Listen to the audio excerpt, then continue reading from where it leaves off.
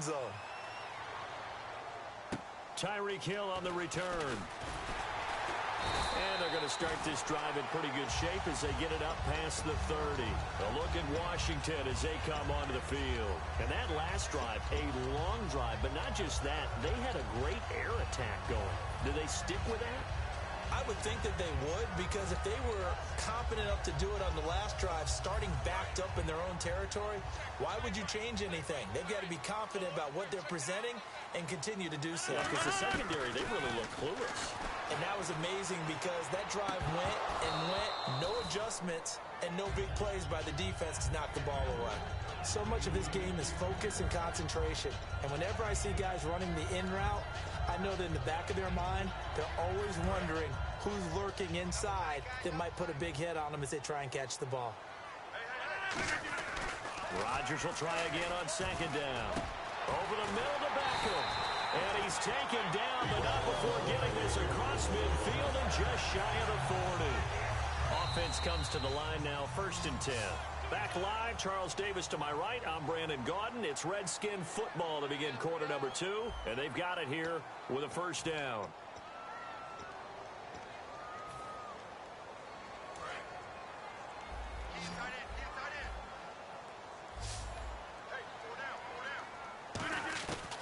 On first down, Rodgers. Caught by Montgomery. 20, and he's going to be taken down, but not before reaching the 15-yard line. A very solid gain of 27.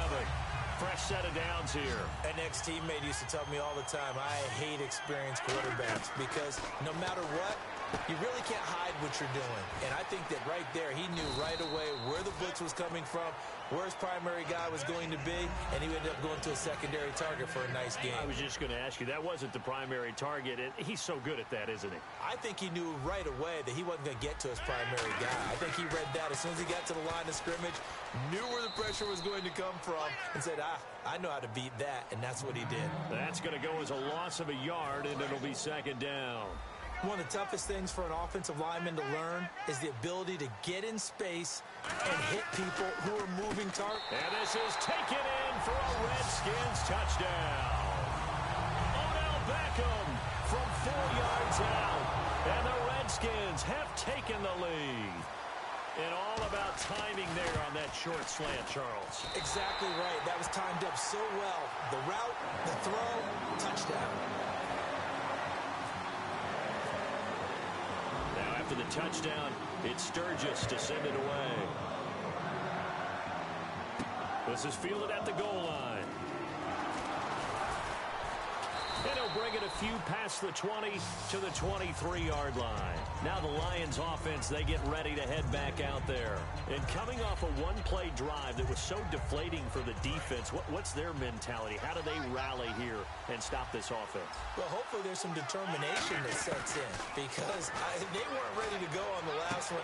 Give all the credit to the offensive guys for getting it done, but to allow a run of that length, that's just not being prepared. So now, are they determined? Are they ready to read their keys and make the proper plays? And we'll see how determined they are. On first down, it's Gurley. Stays on his feet, and the play goes nowhere. Losing yardage back near the 40 at the 39. It's a loss of a yard there, and now second down. And the 2-minute warning lurking. This will probably be the last play before we hit it. Yeah, they want to get themselves in position to score in this last shot before the clock hits. They'll stick to the ground game with Gurley. 4 yards on the pickup there as they get it back to a more manageable 3rd and 7. So with that, we come upon the 2-minute warning here on the NFL on EA Sports. So they run it on second down. Now let's see what third down brings here for the offense. Throwing is Rodgers on third down. Trying for the tight end, Ertz, and it's intercepted. Picked off by Lawrence Timmons. And they'll set up shop in enemy territory at the 45-yard line. A look at Washington as they come onto the field. And they'll be looking to build off of a nice drive last time, a drive that really relied on the quarterback. Making good decisions. And he fumbled it. It's on the ground. And it's caught. Beckham. And they have the football and will set up shop at the 33-yard line. Here's the Lion offense now as they get ready to take over. And following the interception, just any interception, are you a little bit more cautious when you start that next drive, or no, you just throw that out the window? I think you are. I don't think that there's any way you can run back out there and go, totally didn't affect me. Let's just go ahead and be loose with the football again. You're going to take care of it, but you have to be careful about being too cautious because now you can't run any offense at all. Still want to attack. We'll see how they attack them here. They come up in an empty set. 4 wide receivers, 1 tight end. Here's Rodgers. And this is Gabriel on the catch. 5 yards on the catch there, brings up 2nd down. So we've got a 2nd and 5. They come out 5 wide, 3 of them to the right side. Throwing now is Rodgers. And a quick throw here, that's complete. That throw good for only a couple. It brings up 3rd down. And on 3rd and 3, they decided to go with a dime package. Yeah. 6 DBs. Yeah, you're right. They've got 6 out there. Throwing is Rodgers. And he'll slide down to avoid the... Now, whistles come in. We're going to get a timeout here by the offense. It's just their first, so they'll have 2 remaining here before we get to halftime.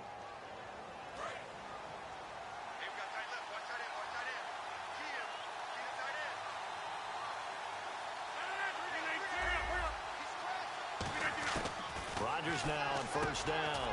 Ertz over the middle. And he takes it down to the 10-yard line. 18 yards there, and it'll be a 1st and goal.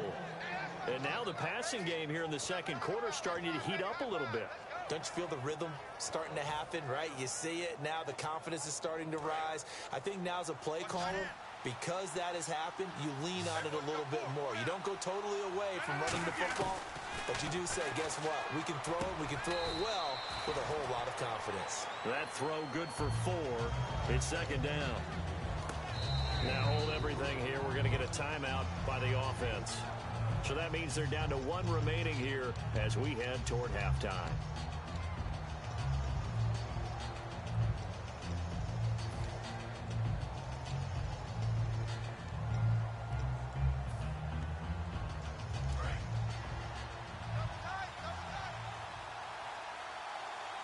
The one running back is Gurley.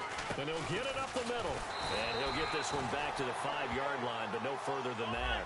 Call it a gain of a yard as they get a little bit closer here. It's 3rd and goal. And now it looks like they're going to be in the hurry-up. Now it's Rodgers. That's caught at the 2. Now whistles come in. We're going to get a timeout here by the offense. And with halftime on the horizon, they'll be out of timeouts from here forward. So they won't get a touchdown, but here's a chance to at least get 3 to end the first half. From the left hash, he'll have to cut this at a tight angle. And Vinatieri's kick is good. And they'll cut the lead back down to 4 now at 14-10. So a field goal here. They're still down, but they put a dent into that lead before the break. And that's got to feel good because now they've seen that they can put some more points on the board, and that gives them a whole second half to get back to where they want to be, and that's in the lead. A look at Washington as they come onto the field. And from this spot in the field with the clock where it's at, you think we're just going to see a knee and that's it? And I think in this situation, that's the proper play. But we do know there's some risk takers out there that may want to take one more shot before the clock runs out. Welcome back. Halftime over. We are ready for quarter number 3. Alongside Charles Davis, I'm Brandon Gordon. So both teams have their marching orders, and we'll get going again here in quarter number 3. That's fielded in the end zone. And he will be brought down here at about the 17-yard line. The Lions offense now with a football first here to begin quarter number 3. They're down here, but very much in this game. What's the tonality of a coach's talk when a game is within striking distance like this at intermission? Typically, what they're doing is emphasizing the things that went well in the first half and wanting more of that. Sure, you've got to go over some of the errors and clean up some things because there's a reason you're down. But overall, I think they want to stay positive, stay up with this team. We're just starting the second half, and we've got the football. Let's go ahead and punch it in, and then we'll take it from there. See how that recipe works. 2nd down, offense behind the sticks here, 2nd and 13. The one running back is Gurley. He'll get the football here. And he'll lose yardage here. Back at the 11, he goes down. He'll wind up losing 3. And now it's 3rd down. Looking to speed things up here, going with some tempo.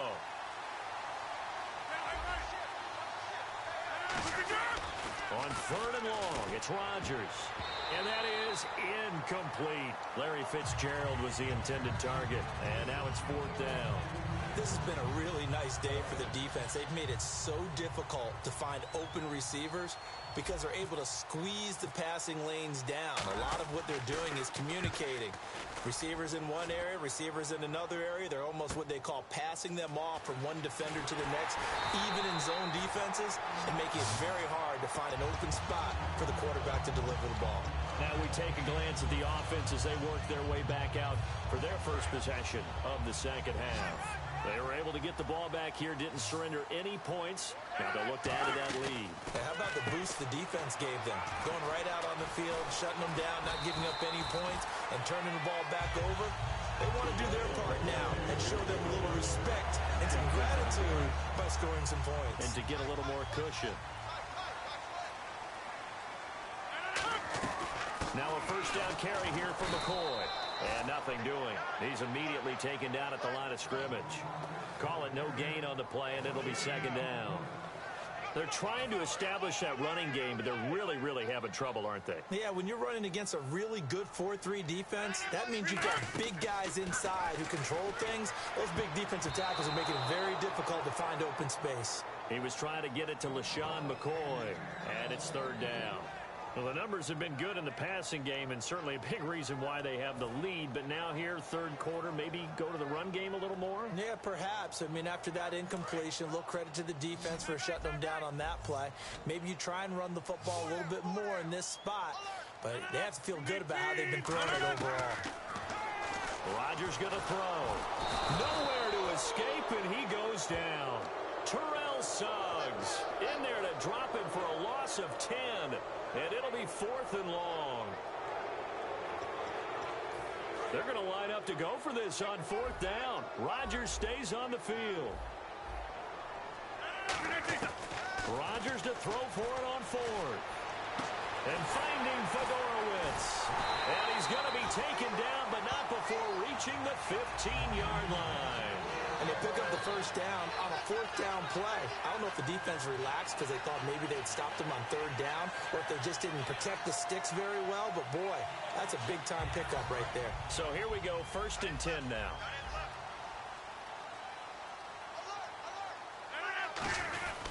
A give to McCoy.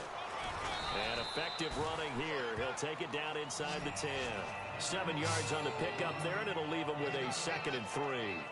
This drive is turning into an extended one, and the guy carrying the ball, he's becoming more like a body blows guy. Every carry is putting some damage on the defense. So after a while, I'm not too sure how many guys are going to want to run up and tackle him. To the sideline, and a nice catch there. Made sure the feet were inbounds, and they were. Let's make this one simple. What a catch, especially the finishing part of getting his feet in bounds, toe tapping, and of course, foot dragging. Little tapestry, if you will. Oh, I like it. They'll send Beckham alone to the left side. Rodgers to throw on 3rd and 1. That's caught at the 2. A 5-yard gain, and now they're set up 1st and goal. Would it be safe to say that as precise as routes are supposed to be run in the NFL, maybe they're not quite as precise in college ball? That's accurate, yeah. And I think we saw a college route in the NFL there. Just find the soft spot, find the dead zone, and find the first down. And that's what he just did. Possible run anticipation here as the D-line sandwiches together. Eluding the pressure right. Back now at FedEx Field. It's the Redskins with the football and the lead as we start the 4th.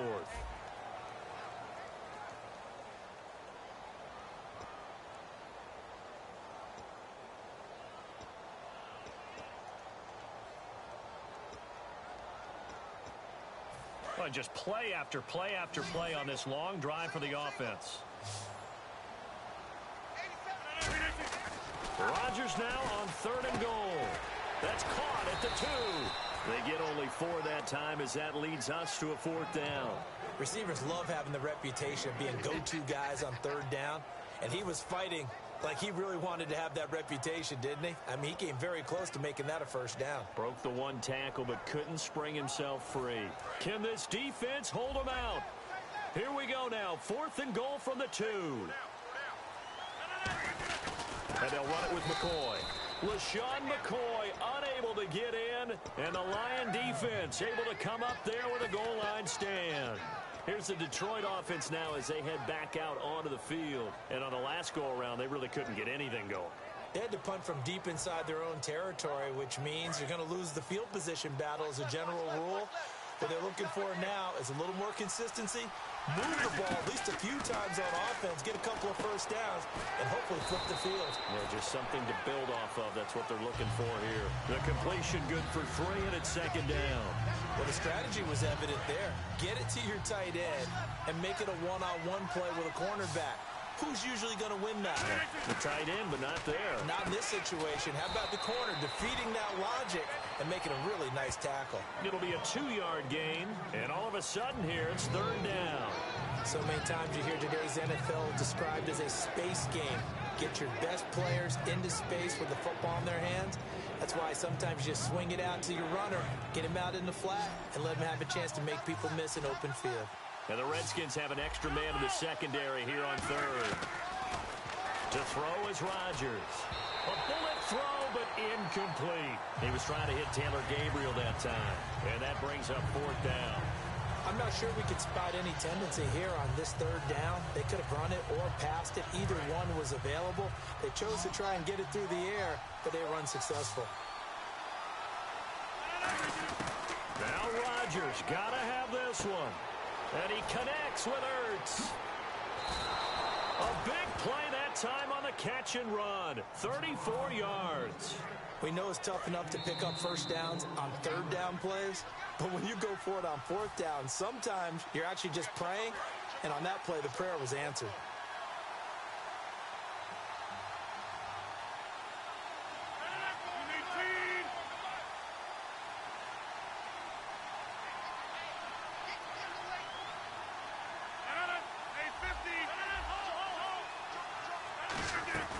Rodgers now on 1st down.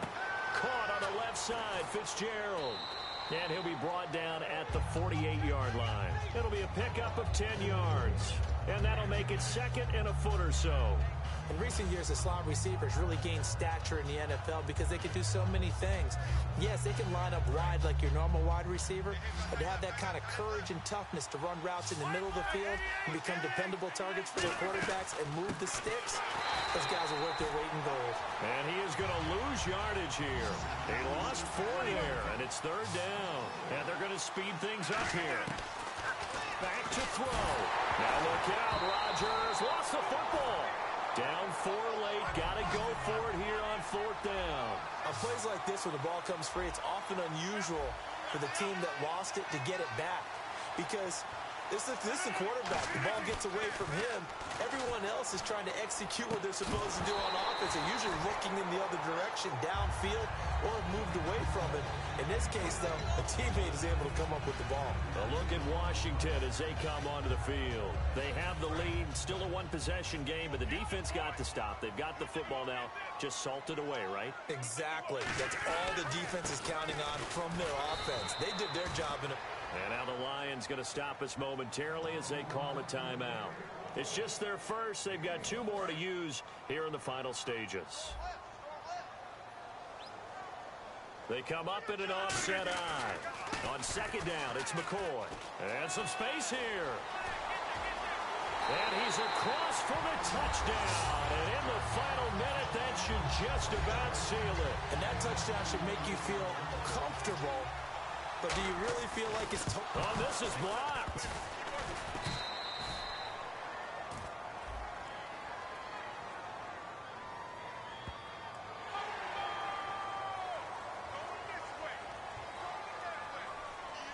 Another extra point opportunity here.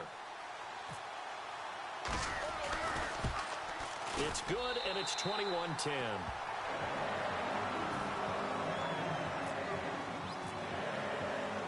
Now after the touchdown, it's Sturgis to send it away.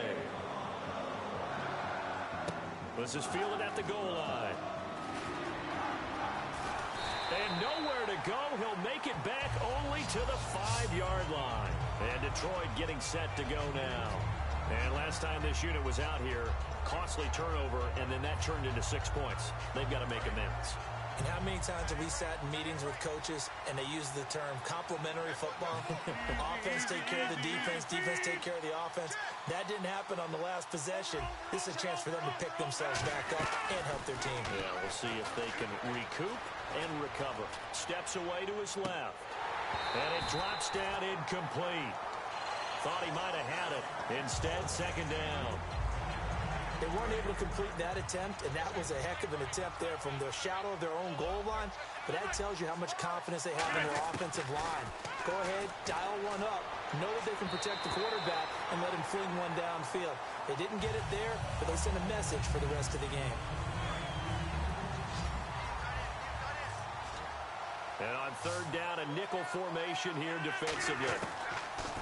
Back near the goal line. Here's Rodgers. Flush to his right. And he's out of bounds right at the 25. A good pickup there of 20 yards. Now that definitely hurts because the mindset is getting a 3-and-out there, and they don't get it done. They give up the scramble and a pickup for a first down. Now a play fake here on first down. Now a desperation throw deep downfield and almost intercepted. It would have been his second pick of the game. Instead, it'll be second down. Oh, man, that was close. The opportunity to change momentum, big play, right in his hands, unable to come down with it. A sigh of relief, no doubt, on offense that fell harmlessly to the ground. Flushed out right. And this is intercepted. And that should do it. Picked off by Lawrence Timmons. And he's able to take this one back to the 36-yard line. So out now come the Redskins. 2 timeouts remaining defensively, but that shouldn't make much difference right here. It really shouldn't, but a lot of coaches look at it similar. And we're going to get another timeout called by the Lions. That'll leave them with just 1 remaining in this 4th quarter of play. Well, a well-executed blitz, no doubt. Great job by the linebacker. Maybe the quarterback, if he could have seen that, could have audibled there. Yep. And play is stopped here. Timeout. It's the defense calling the timeout here.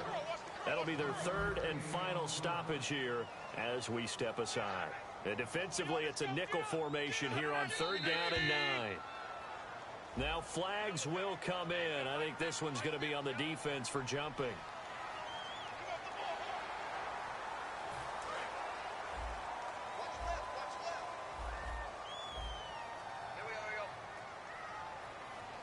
And the Lions going with an extra DB here on 3rd down.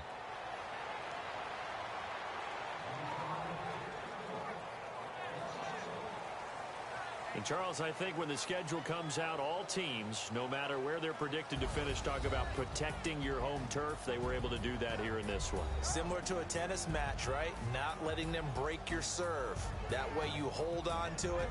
They got it done, and they feel very good about that victory.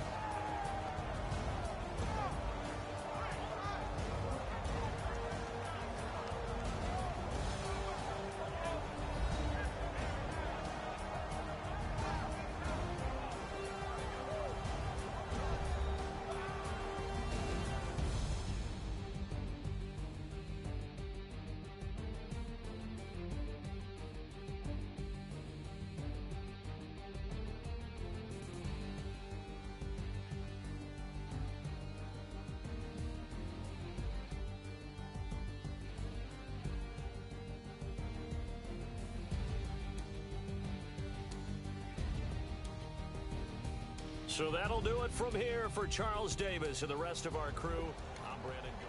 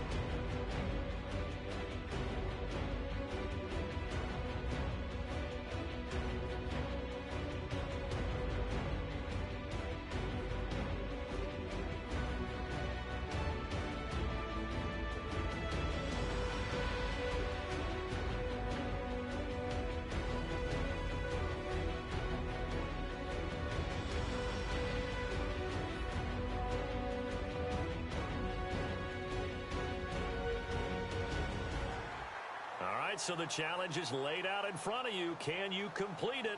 We're about to find out. Solo challenge, Madden Ultimate Team time. Let's go.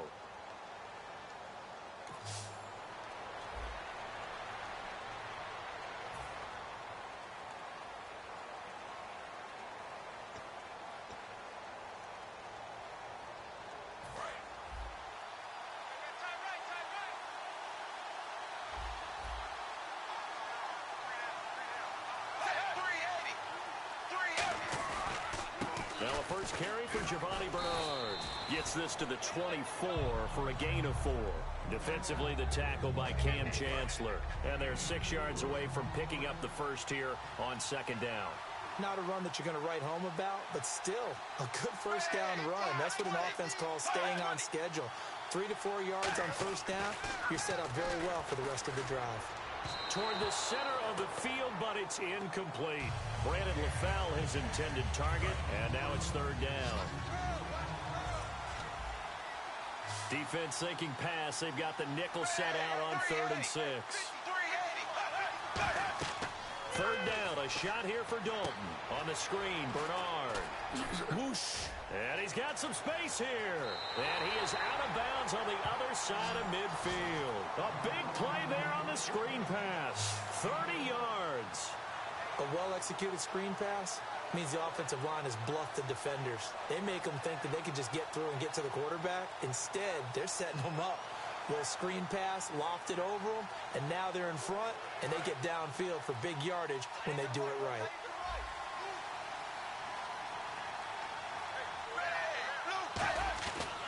Dalton gives to Bernard, and he's going to be met at about the 43. A gain of 3, second down. We always like to talk about defense in terms of levels. First level defensive line, second level linebackers, third level defensive backs. On that run, that was what we call a first level run, and it was stopped by a second level player. Second down following the run.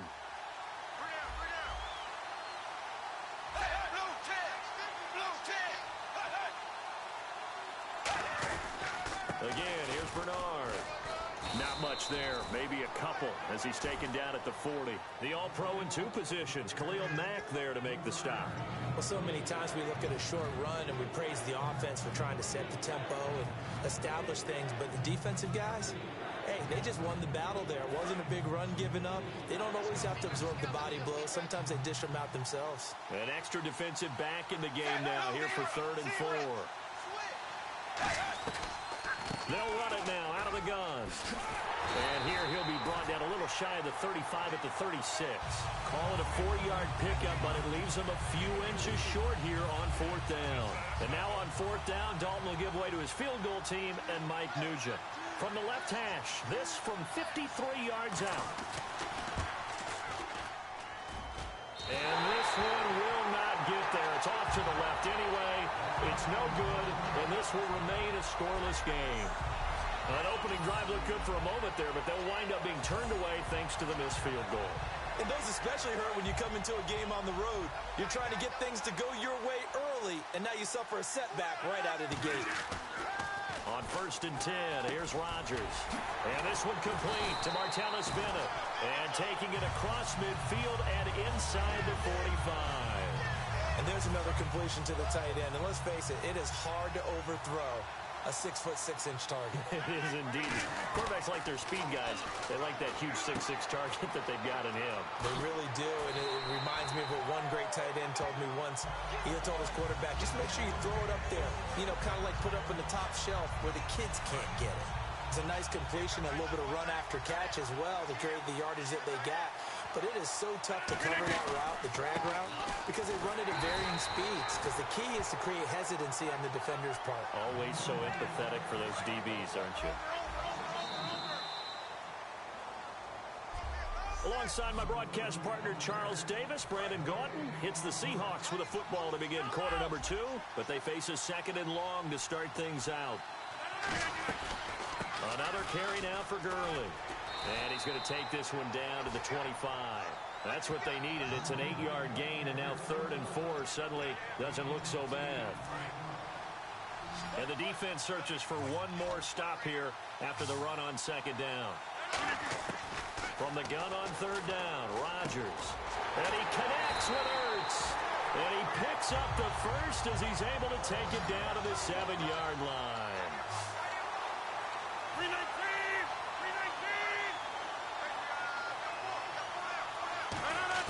From the gun, it's Rodgers. Forced out to his left. It's a gain of 5 on the play, and it'll be second and goal. And here comes play number 6 on this drive. On second down, here's Rodgers. Toward the left sideline, but it's incomplete. Devontae Adams, the intended receiver, and it's third and short. All defenders get tired of hearing about their lack of hands and why they're playing defense instead of offense. But in this situation, it was the hands that made the play. Batting the ball away on an attempted touchdown pass. Excellent job. Way to knock it down. And he's across the chalk into the end zone. Touchdown, Seahawks. Anthony Sherman taking it in from 2 yards out. And the Seahawks are able to strike for 6. Oh, they get to the accelerating, and off he goes.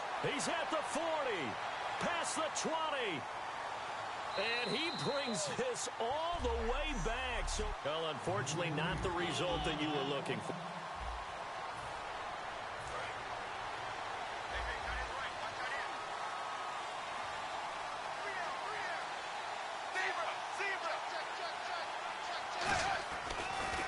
They'll begin here with Bernard. And he'll get only a couple up to the 22. Big Geno Atkins there to bring him down.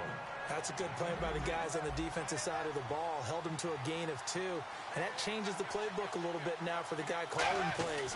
2nd and 8. Now he's got to probably think about going to the air instead of maybe staying with the ground game. So he loses 3 yards there. Now third down. Ordinarily, the responsibility for not letting edge pressure disrupt the play falls on the offensive tackles. Their job, to push that edge pressure so far wide they can't either get to the quarterback or the runner, especially on a draw. And it looks like we've got a dime set here defensively. 6 DBs in the game. Third down from the gun. Dalton finding time. Caught. Eifert over the middle. It'll be a gain of 8, but it'll also lead to a 4th down.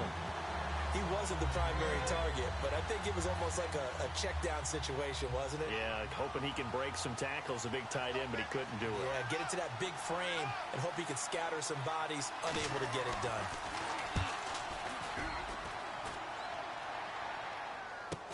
Landry now on the return. 43 yards on the punt, 7-yard return, and it'll be Seahawk football, 1st and 10.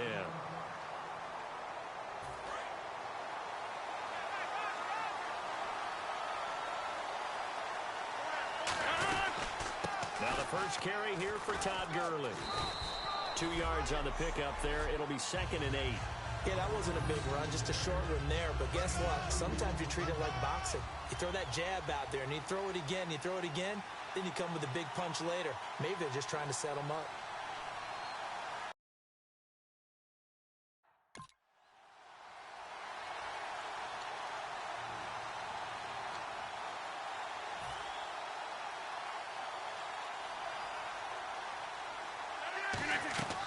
Now a play fake. Rodgers. He's got time in the pocket. Now that'll be tipped and intercepted. Picked off by the linebacker, Ray Maualuga. And his crew will take over at their own 45-yard line. The Bengals offense now, they head back onto the field. And on the first drive, 3 and out. And I know that these are professional athletes, but I would imagine sometimes you get the nerves at the beginning of a game still, don't you? Those don't ever go away. And typically, what I've heard from guys and what I remember from playing, if you don't have nerves at the start of a game, it's not going to be a great day for you. You're not really ready to play. So finding a way to harness those nerves and not let them affect you in a negative way, that's what all the guys are looking for. It's brought in left side by Tate. 4 yards on the completion, and it sets up a third down. When you see zone defense and you know you've got a drag route on as your primary call, you got to be really careful as a passer about how far you let your guy go because he might wander into some tough coverage. And the Seahawks add a couple of extra DBs going with the dime look here. Indeed, 6 on the field. Surveying the field. And he'll be hit as he releases it, and that'll fall incomplete. Partner, how many times have you heard it? Pressure creates diamonds, right? But it also bursts pipes. And on that one, that's what they got. They got after him, and he was fortunate just to get rid of it. Yeah, he just had to chuck it away. Yeah, this is away, and I don't think Landry will get a chance to return here. And this punt goes out of bounds, and it'll be marked inside the 40. And Seattle now ready to march out of the field. And following the interception, we'll see what they can put together on this drive. I can hear my old college coach right now. He always used to tell us before every game, the team making the fewest mistakes will win. What they're hoping is that last mistake is their only one of the game. Coaches, that's all they talk about, turnovers, right? Minimizing those and maximizing opportunities. It's a tried and true formula, and I don't think it'll change for as long as we play football. If someone's trying to throw the ball and you can put pressure on them and make it tough, that's only going to help your defense. Yeah, he's since being hurried. He got rid of it before taking the hit, but incomplete. Give him 12 yards on that one. It earns him a fresh set of downs. Alshon Jeffrey so dangerous even when a defender's near him. He's got such a big body, ability to run, positions himself well, excellent control. And you're exactly right. Even if people are draped on him, he often comes up with the catch. He really symbolizes what people are looking for in receivers in today's NFL. And he'll be taken down here as it will take up. Alongside my broadcast partner, Charles Davis, Brandon Gaudin hits the Seahawks with a football to begin quarter number 2. They're looking at a second and short yardage to start things out. They come out here in the eye. Again, they run with Gurley. And he's going to cut it back right. The 20. Todd Gurley. Wave goodbye. And all the way in. Touchdown, Seattle. Todd Gurley. 44 yards. And the Seahawks are able to strike for 6. And on that long run, maybe the defense caught napping a little bit. The concentration level may not have been there. I agree with you on that one because those types of plays, when they result like that, they're almost like big bolts of lightning, aren't they? Whoosh, and off he goes. The kickoff unit is out on the field, and they will send this one away. This is fielded a couple yards deep. And he'll take this up past the 20 and down at the 22-yard line. Now this Bengals offensive unit ready to see what they can do here. And still no points on the scoreboard. You're coming off of the 3 and out. They're just looking for anything to grab onto right now, aren't they? I'm wondering if someone's going to take charge in the huddle. You know, we always look. Giovanni Bernard, nothing but green grass. He's at the 30. And all the way down to the 7-yard line. A big play there for Cincinnati. 72 yards. And you talk about great blocking up front. I don't think he was even touched, not a finger on him, until he was brought down to the ground. I think we heard the whoosh as he went by, didn't we? Right through the gap. No one there, as you outlined. No one touched him at all. A free sprint into the secondary. Yeah, that's what you call breaking free right there. They'll run again with Bernard. And he is going to lose yardage here. A loss of a full 3 yards, and now it's second down. Brandon, that was not a highlight play for the offense. But how about the previous play? A big run? They're used to trading that, especially if you're a Hall of Fame runner. Big run, maybe not so much on the next one, but the big ones add up over time. They come out 5 wide, 3 of them to the right side. Second down, Dalton throwing over the middle, but it's incomplete. Brandon LaFell, the intended receiver, and it's third down.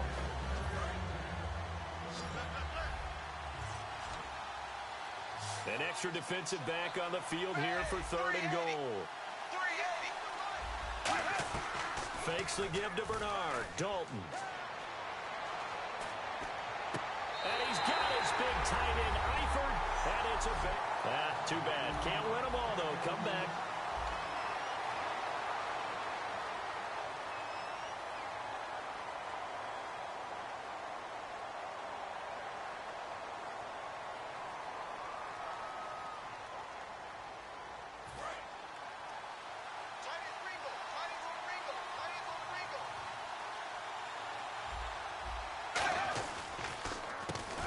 starts with a handoff to Bernard. And he's able to plow forward up to about the 29, just shy of the 30. 9 yards is the pickup there, and they'll have a 2nd and 1. First play of the drive, let's give credit all around. Excellent blocking, but the guy carrying the ball, he was the finisher. A really nice run.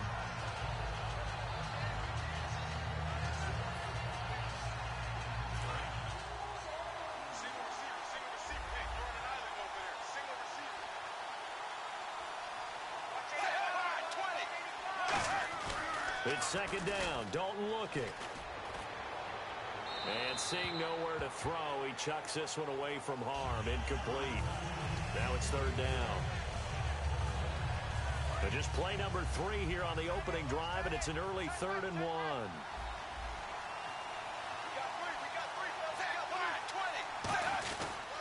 Now a carry for Bernard. No gain on the play there. A nice job defensively. And it likely forces a punt situation on 4th. I know it's the first half, but it's still hard to curb the enthusiasm for that stop. 3rd and 1, and the offense can't get there. The defensive team has got to feel very good about themselves. Great job out leveraging the offense.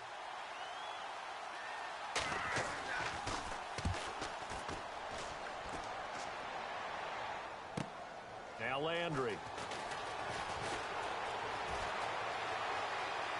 And he goes out of bounds across the 40-yard line. Great blocking on the return. It springs him for 25. And the Seahawks will have great field position to start this drive. They take over on the short side of the field. They'll come out in the pistol. They'll try and start the drive with Gurley. And he'll push his way up to about the 44 here. Give him a couple on the carry there. 2nd and 8. 8 yards to go here on 2nd down. Well, they held him to a short gain on that one, and it almost felt like on that first run, they were trying to just throw the jab at him. So how do you stop a jab? Get closer and smother it, just as they did on that last play. Delay of game, offense.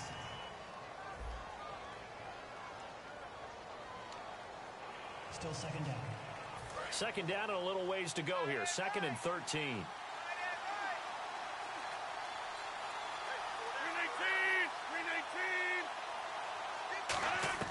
Rodgers to throw on 2nd down. The left side throw complete to Adams.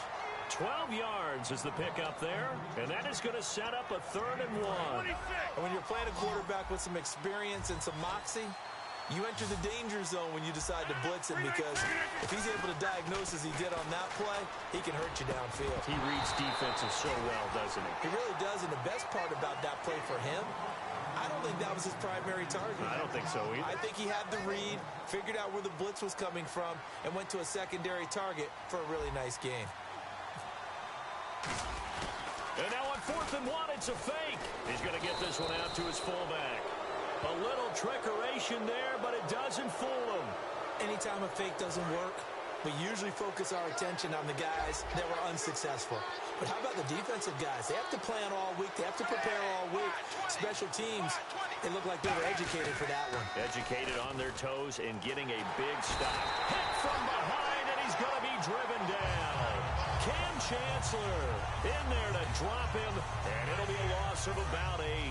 And their inaugural sack of the game coming from an unlikely source. You mean it wasn't a linebacker? It wasn't a defensive end? It was somebody like you. Oh, my goodness. Yeah, that's a surprise for the offense. That's not what they normally get when they think about pressure. And his throw here's incomplete. His big tight end, Tyler Eifert, the intended receiver. And that takes us from 2nd to 3rd down.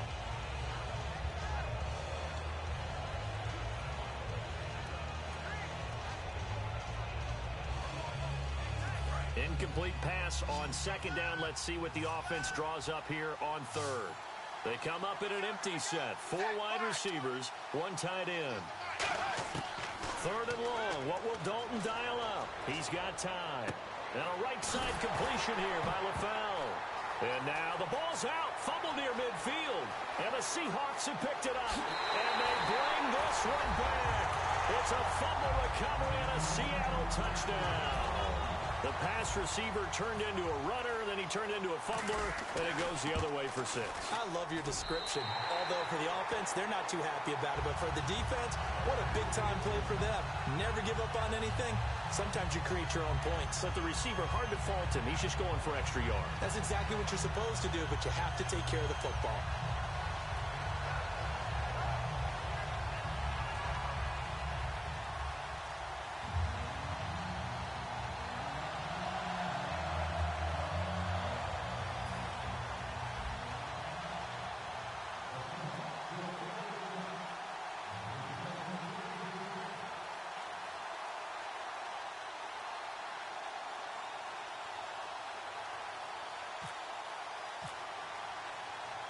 And you can bet they're preaching 2 hands on the ball here as the kick's away following that fumble return.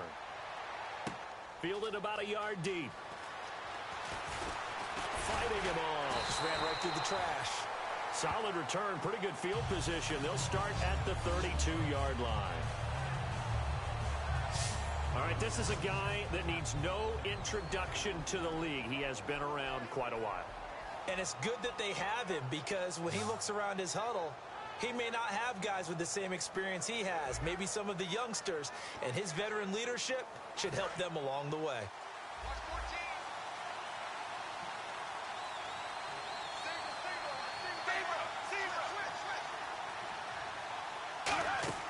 Dalton, 1st and 10. And he just gets rid of it, throws it away. The wise move there, looked like nobody open, now 2nd down. I hope I don't sound too rah-rah on that one, but that's the exact right throw. Either your receiver gets it or no one gets it. Give him a lot of credit for being really precise with it. Got rid of it. No one got it. Play action now. Dalton. And he's just going to get rid of this thing. To no one here. He throws it away. And now it's 3rd. The good signal callers would never go back in the huddle and play the blame game because they need those guys to protect him. But on that last one, his offensive line, they lost their leverage very quickly, and that's why they were able to get to him and hit him as he tried to throw the football and force an incompletion. He's going to hit his man out of the backfield, complete. Alongside Charles Davis, Brandon Gaudin, and it's the Bengals with a football to begin quarter number 2. They are, however, facing a 4th down situation. Here's Kevin Huber now. On for his 2nd punt. He'd take a repeat of his 1st.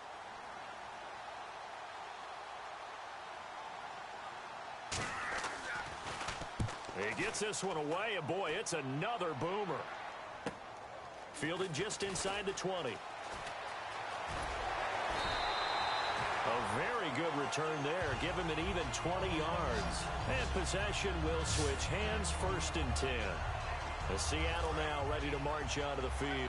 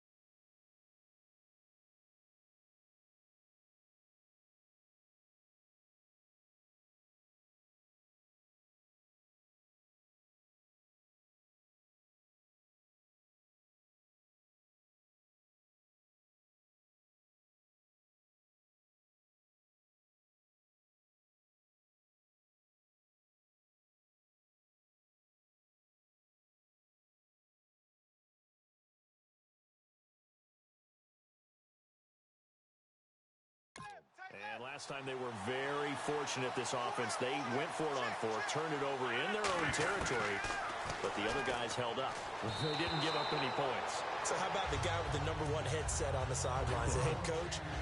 That was planned going into it, not necessarily to not get the 1st down or to have the defense have to hold up. But he trusted his defense. Trusted his defense very much, and I think that's how he's going to play this game.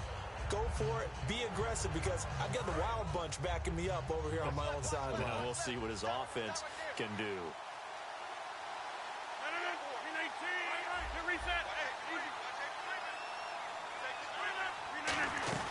Now second down, this is Gurley. And he's going to be met at the line of scrimmage and taken down. Only a yard on the pickup there, so it leaves him needing a conversion here on 3rd and a tough 9. Throwing is Rodgers on 3rd down.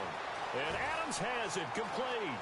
20, 10, and all the way in. Touchdown, Seattle. Devontae Adams, 60 yards. And the Seahawks add on to their lead. Great corner route there. Not only able to catch it, turn it upfield, and get into the end zone. It usually involves a little bit of an extra move, doesn't it? You've got to get them thinking that you're moving to the middle of the field and you're breaking away to that corner. Boy, that was well executed.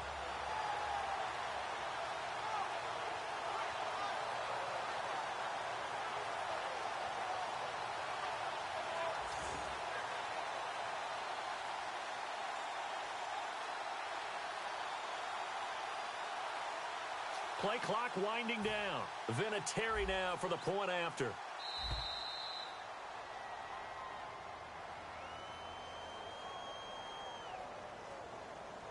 Delay of game, offense.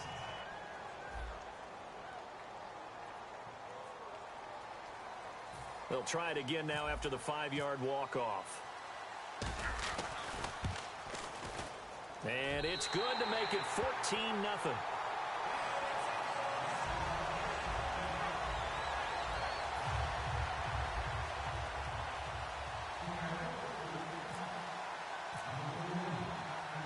The kickoff team on the field now as they will send this one away. Fielded about a yard deep. And he'll make it across the 20 as his guys will set up shop at the 23-yard line. Now the Cincinnati offense ready to see what they can do here. And last drive, 3 and out. Still a goose egg on the scoreboard. How do they break that goose egg? They've got to find a way to get the ball. And a loose football.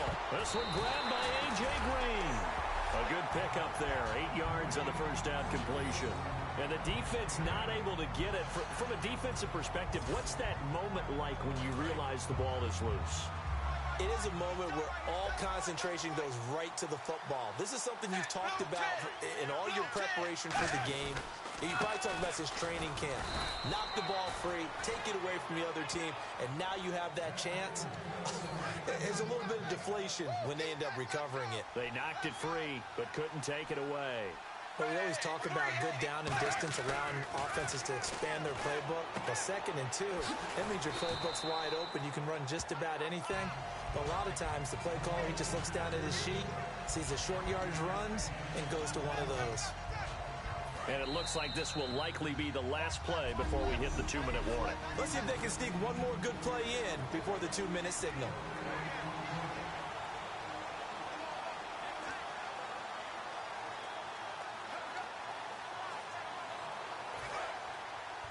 A reminder that when halftime rolls around, Larry Ridley will have all the highlights and analysis of this first half of play from our studios in Orlando. Dalton now to pass. Underneath, this is Bernard. And he'll be taken down at the 46-yard line. It's a 7-yard gain there, and it's good enough to move the chains. And they're going to hurry back to the line now. They go play action here on first down. Brought in here by Tyler Eifert. 15 yards through the air and a first down. If you're running out route, it's likely you're going to end up near the sideline. And what did we just see there? Toe tap. You got it. The benefits of practice. Toe tapping, foot dragging, picking it up, and making sure it was a catch. Now Dalton with a 1st and 10. Over the middle, and it's incomplete. Brandon Tate was the intended receiver, and that'll bring up 2nd down. So incomplete on first. Let's see what 2nd down has in store.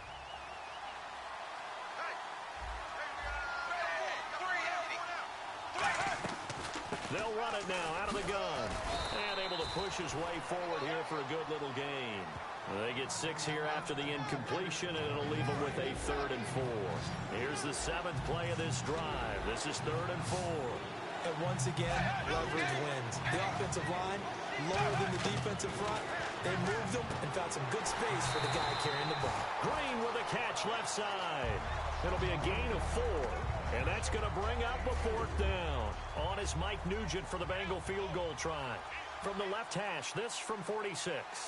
One hallmark of good. And now the Seahawks are going to take a timeout here on defense.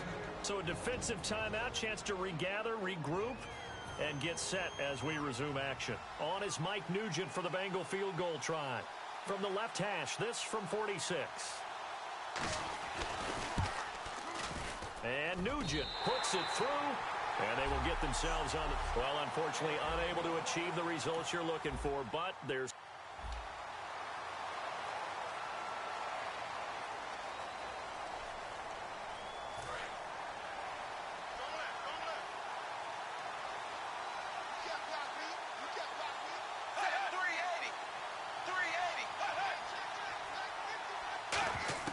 Dalton here from the gun. And he's got the hook up to Brandon LaFell. And a nice gain of 21 yards.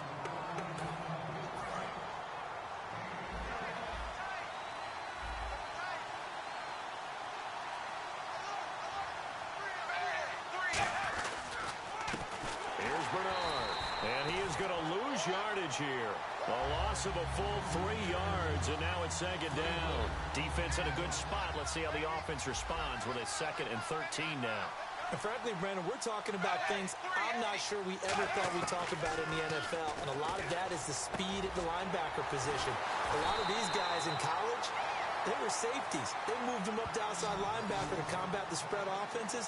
And now we're seeing it in the NFL. Those same guys using their speed to make plays in the backfield, similar to that one. And on this first drive, looks like they want to get that vertical passing game going early. And they did, and what a warning shot. And no escaping this time as he'll go down. They got him for a sack. Sheldon Richardson, he's the one that got to him. He takes him down for a loss of 9. Sometimes I watch games and wonder why they use play fakes on certain passing situations because it's not going to fool anyone. I don't know if that was the case here, but the end result was the same. No one fooled. The quarterback was hit.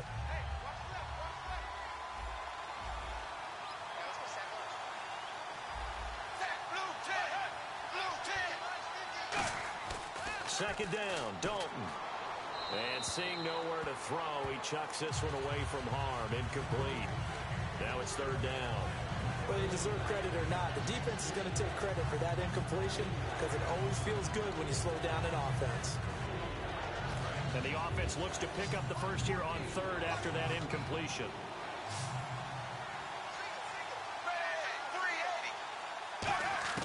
3rd and long. What will Dalton dial up? Caught Eifert over the middle. It'll be a pickup of 16, but they'll remain short of the marker, and it's 4th down. Boy, they had a lot of real estate to make up there, but what a big-time play for them. Nice completion, excellent game. Now they're in 4th and manageable. Just a little short, though, with that marker. And that one's not going to get there. Not enough juice, an ambitious effort, but it's well short. And this will remain a scoreless game. Everything looked good. Good snap, good hold. Sometimes, though, the ball just doesn't want to go where you want it. And this one winds up no good. Here's Rodgers to throw. Fitzgerald bringing it in over the middle. A gain of 6 there on 1st. That was not a completion that results in a highlight video. But at the same time, if you have those kind of completions all game long, eventually one of them might turn into a highlight. Rodgers to throw on 2nd down. He'll throw underneath for Gurley. And he'll be brought down at the 45-yard line. It's a 9-yard gain, and it keeps the drive moving. I know most of the time when the ball's in the air, you're thinking wide receiver, tight end, but running backs, they can be a big part of any passing offense nowadays. To throw, it's Rodgers. And they'll set up the screen to Gurley. Alongside my broadcast partner, Charles Davis, Brandon Gaudin hits the Seahawks with a football to begin quarter number 2, but they face a 2nd and long to start things out.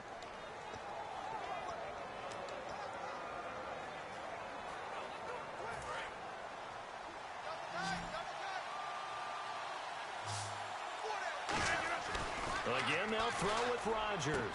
And this one complete to Martellus Bennett. And he gets this inside the 35-yard line. It's a pickup of 16 there, and it'll lead to a new set of downs.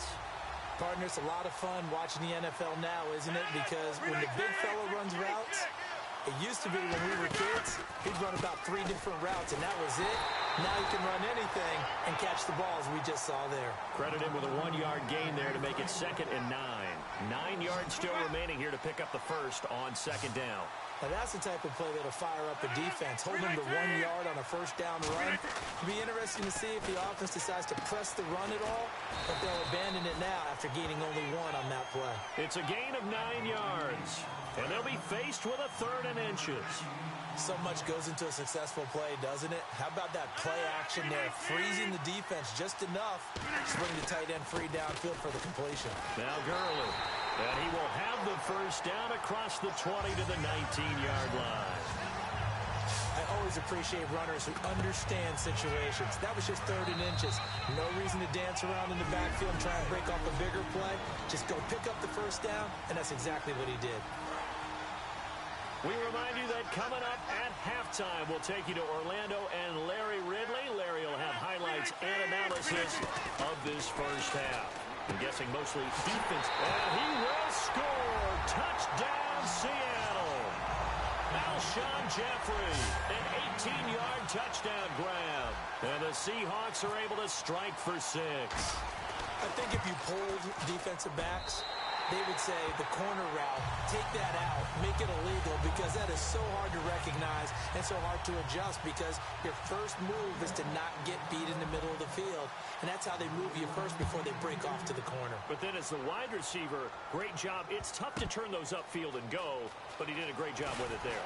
Really good balance, really good body control, and how about the end result? A touchdown.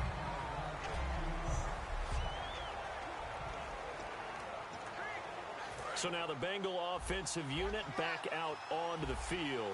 Last time out, they had that long 50-plus yard field goal that they missed. And I'm sure on their sideline they're thinking to themselves, okay, do we still want to try one if we're in that position again? And I would dare say that the answer would be yes. They're going to have a lot of confidence in their kicker. But just to be on the safe side, I'm sure they told their offensive guys, can we get a little bit closer this time? Closer. Yeah, you know, I'd rather get in the end zone first and foremost. But if all else fails, less of a field goal attempt for him. To the left side here for Eifert. And able to get this one across the 45 before he's brought down. They're going to hurry back to the line now. On 1st and 10, here's Andy Dalton. He couldn't quite hold it. Got hit. Ball pops out, incomplete. Timing's crucial in any route thrown, but when you throw an out, so many things are going through the mind of the receiver. Catching the ball, timing it up with the quarterback. Are my feet going to get down inbounds? On that play, all those things going through his head might have caused him to drop it. 8 yards on the completion, but now they face 3rd down. Completed pass on 2nd down. Now it's 3rd down as the defense looks for the stop. And now they're in the hurry up. Here's Dalton. And that's complete to Croft. Give him 8 yards on the play, and they pick up the first. And they're on 3rd and short. They just tried to spread the field. It worked. And I think that the spreading of the field, the extra receivers, has really become the next in the evolutionary chain in the NFL. Go all the way back. In that situation, you're handing it to the fullback, right? As we evolve, maybe you pitched it to your tailback. Now you spread the field, and you have your choices of where to throw. Now hold everything here. We're going to get a timeout by the offense. It's just their first, so they'll have 2 remaining here before we get to halftime. And now whistles here and a flag down. Looked like someone got going a little early. False start, offense.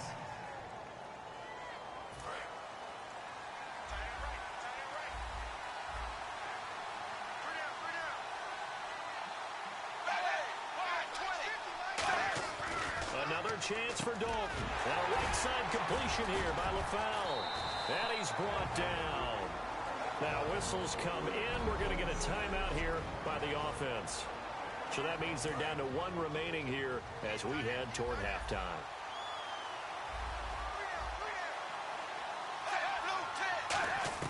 Dalton operating in the red zone now. Over the middle, complete to Tate. 5 yards on the catch there, brings up second down.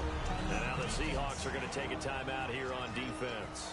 It's just their first, so they'll have 2 remaining here before we get to halftime. And the 8th play on this drive coming up.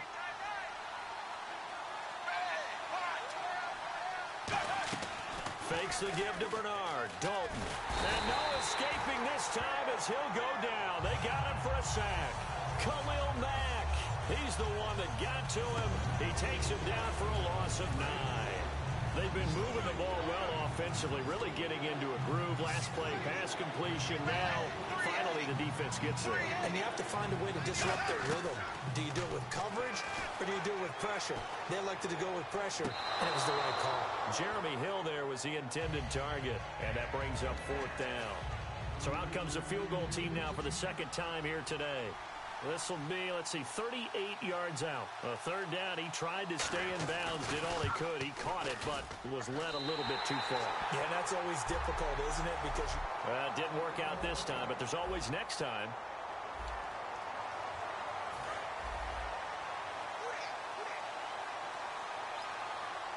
They come out 5 wide, 3 of them to the right side. Dalton here from the gun. This one grabbed by A.J. Green. And they're able to get this one across the 35. Give them 16 on the pickup. And it's good enough for a Cincinnati first down. There's nothing like getting out of the gate and finding your favorite target. Andy Dalton just did that with A.J. Green. And some people call that a nice fantasy football connection as well. Yeah, they're piling up the points that way. They want to see that continue. Looking for his tight end, Eifert, and it's intercepted. Picked off by Terrell Suggs. Certainly not how they envisioned ending their opening drive here in the first quarter. Too many ones in this play. First quarter, first drive, first interception thrown. And that last one, that hurts.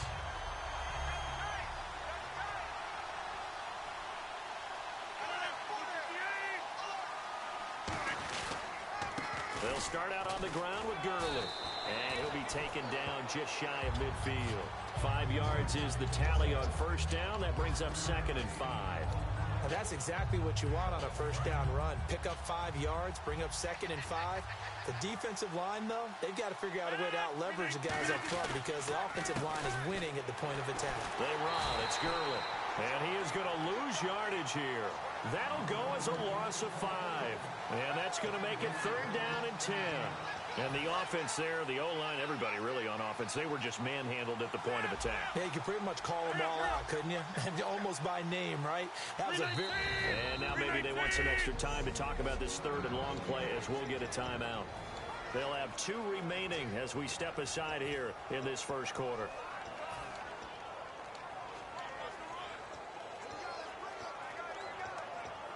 So a ways to go here on 3rd and 10.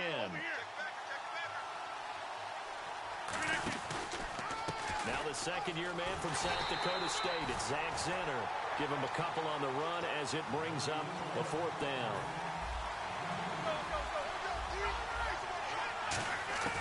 Here we go on 4th down with Rodgers. And Adams has it complete. Call it a gain of 13 yards on the play. And they're able to pick up the conversion here on 4th down. Now the offense lining up 1st and 10. I don't know if I agree with that. I guess they don't care if I agree with that. But boy, you have to be surprised by that, right? I definitely was surprised that they decided to go for it in this situation. But they must have... End zone caught. Touchdown, Seattle. Alshon Jeffrey, 40 yards. And the Seahawks have taken a first quarter lead. And a great example there of just getting the feet in a tough spot. It seems like every year these guys get better at this. Well, I think the drills get better that they work on, training camp, off-season work, OTAs. But also a lot of these guys have dance backgrounds, ballet backgrounds, and they take that and carry it over to the football field. That'll be taken in the end zone. And the decision to bring it out, a good one, as he's up a yard or 2 shy of the 30.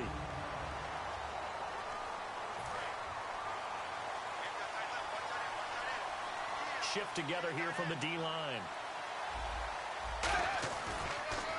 They'll start on the ground here with Bernard. And not much, maybe a yard up to the 29. The linebacker Ryan Shazier there to make the tackle. A 1-yard gain can look like a disaster, but it all depends on how the game is going. Is it a series of 1-yard gains running the ball? If that's the case, you might have to start thinking about throwing it a little bit more. But if it's just the occasional 1-yard run, hey, congratulations to the defense. They won that one. Come back and get them the next time.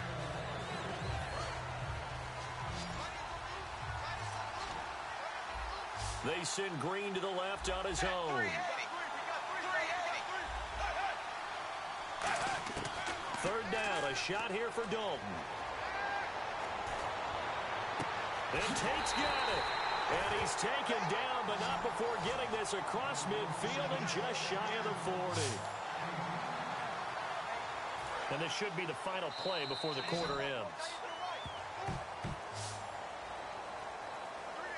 Alongside Charles Davis, Brandon Gaudin, and it's the Bengals with a football to begin quarter number 2.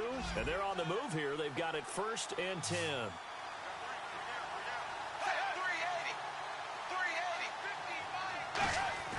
They go play action here on 1st down. Throwing over the middle, and it's incomplete. He was looking for his favorite target, A.J. Green, that time. That'll bring up 2nd down. Offense looking to avoid a 3rd and long. It's 2nd and 10. When you see passes knocked down by those guys I call the frustrated fullbacks, the linebackers, you know that in their zone coverage, they were able to drop, see the ball thrown, and react to it very quickly. And he'll go down here at the 35-yard line. It's a gain of 7, and that's going to lead to a 3rd down. Still in search of the 1st down after that last completion. And at his size, he's a smaller back. You can get him the football. He can kind of get lost, make someone miss. It's good for him. Yeah, it's great for him. I like what you said there. Sometimes he gets lost in the traffic a little bit, but get him out in the open field into some space. That plays to his strengths the best and keeps him out of it where all the big boys are, you know, make someone miss in the open field. They'll run it now out of the gun. And he is met at the line of scrimmage, and he goes down right there. No gain on the play. It'll be 2nd down. Offense walks to the line for play number 7 of the drive. Nice job there defensively to clamp down because really they've been on their heels this drive. Agreed, and they really needed that one for confidence, just to feel a little bit better. But I don't know if I would be daunted by them stopping me on one run. This drive has gone pretty well. I could come right back at them. 2 minutes to play here in the 1st half. More from Minneapolis after this. 3rd and 11, 5 in the secondary now. Nickel look. Passing, it's Dalton, and that's complete to LaFell. And he'll have the 1st down, getting this one to the 14-yard line. That was a nicely run slant route, and what the receiver's trying to do is make the defender think he's going upfield for a deeper route, and then breaks it off, usually after about 3 to 4 steps, and cuts towards the middle of the field. And now what he's trying to do is use his body to keep the defender away from the football and get the quarterback. And it's caught. It's a touchdown. I will have to check the flag, but I think this one's going to stand.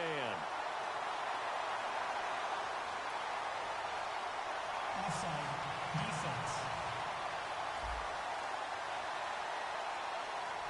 The penalty is declined.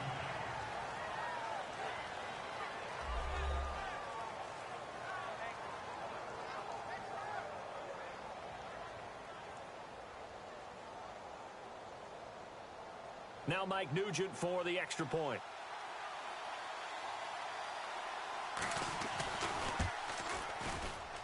It's good, and we're all tied at 7 apiece.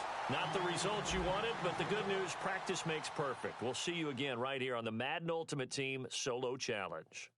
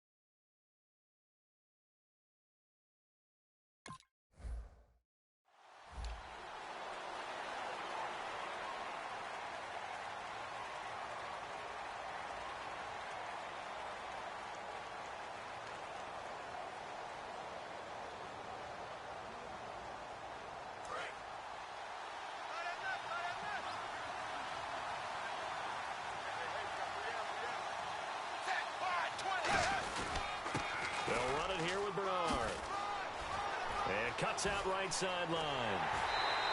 It's a gain of 24 that time. And that'll be good enough for a Cincinnati first.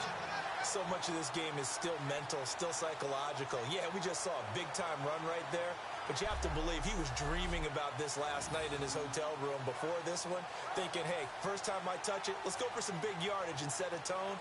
That's exactly what he got done.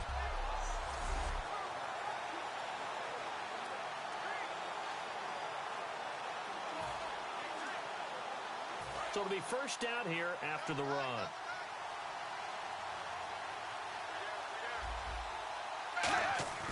Dalton, 1st and 10. And the grab. Give him a couple on the catch. It's 2nd and 8.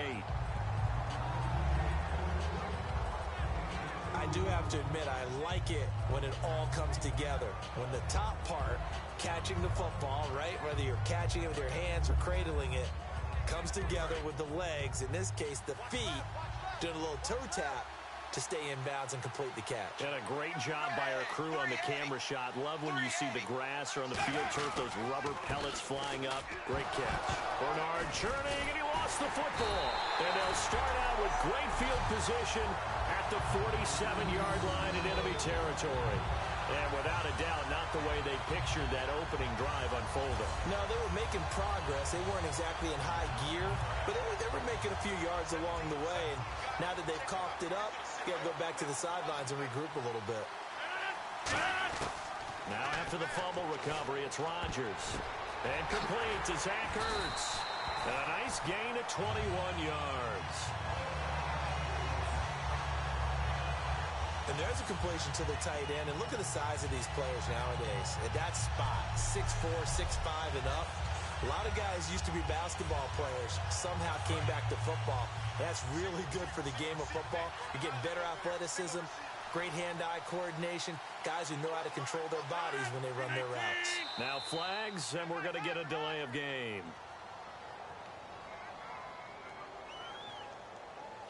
Delay of game, offense.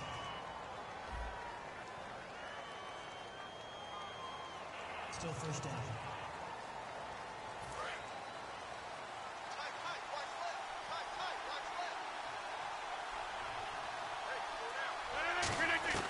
Shotgun now for Rodgers. Caught right side, it's Jeffrey. Give him 9 on the play, and that'll bring up 2nd down.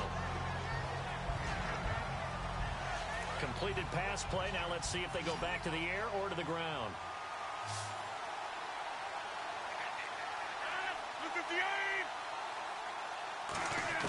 Rodgers to throw on 2nd down. And he's got it. Caught in the end zone for the Seahawk touchdown. Larry Fitzgerald from 21 yards away. And the Seahawks have taken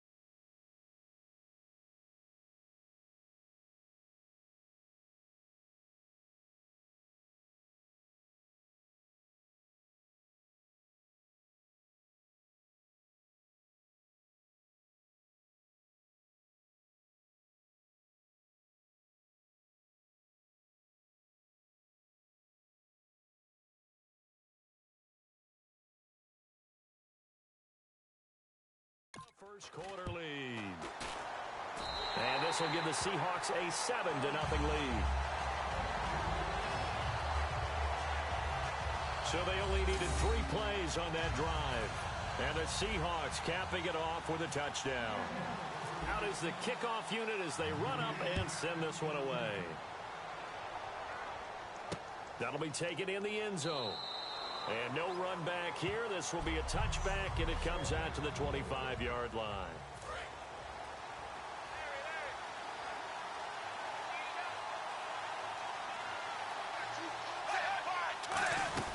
They'll run it now out of the gun. And he'll go down right at the 30-yard line.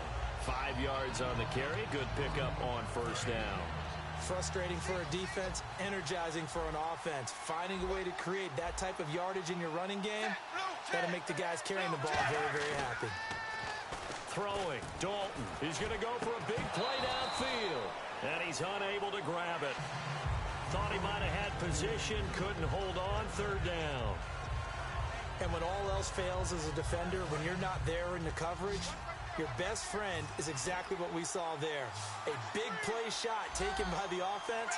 Unfortunately, it ended in a big drop. So Dalton now to the left side here for Eifert. Good defense holds him to only a yard, and it'll be fourth down. Partner, I think that completion takes the definition of dink and dunk to a different level, doesn't it? It does, and the defense was right there, kind of played into their hands. His first punt, 48 yards. This one looks equally as good. And he fields it cleanly. 48-yard punt, 7 on the return. And the offense will come back onto the field for the 1st and 10.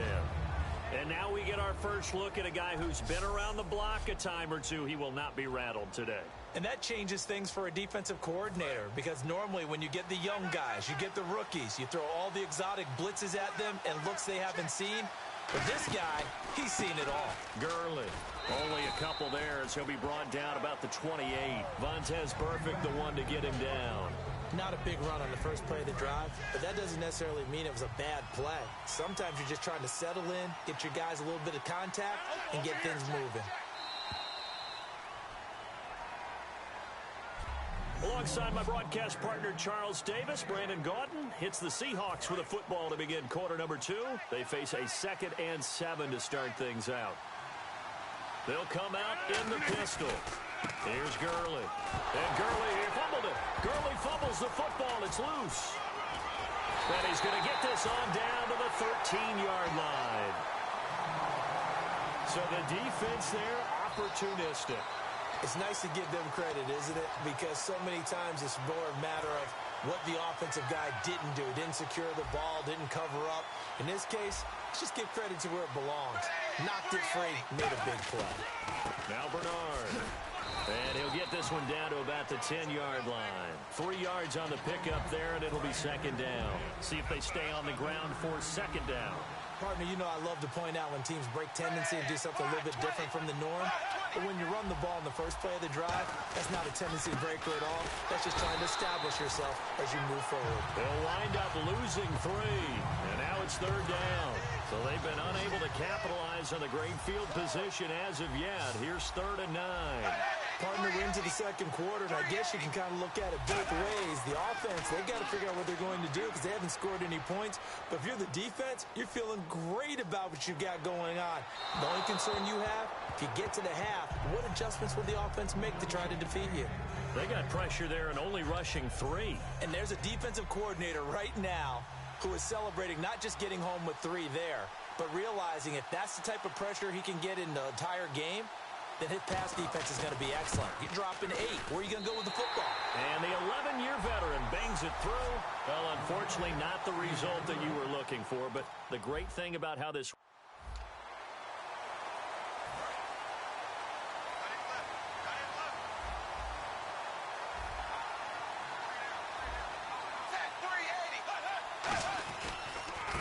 And they'll go ground game here with a tailback. 2 yards on the carry there. It'll be 2nd down. In order to play really good run defense when you're playing a 3-4, those 3 guys up front, the nose tackle and the guys they call the defensive ends, they're usually big, big people because they're going to have to eat up a lot of blockers because usually 5 on 3. And when they do their job well, guys who play on the inside, those inside linebackers, they will just roam and hit. Third play here, this opening drive, as they're up against a 3rd and 5.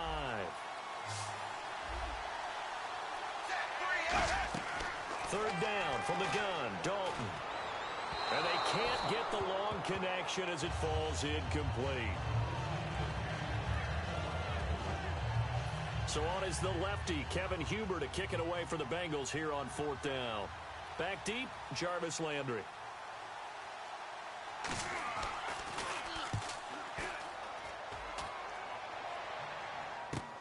Pulled in at the 24.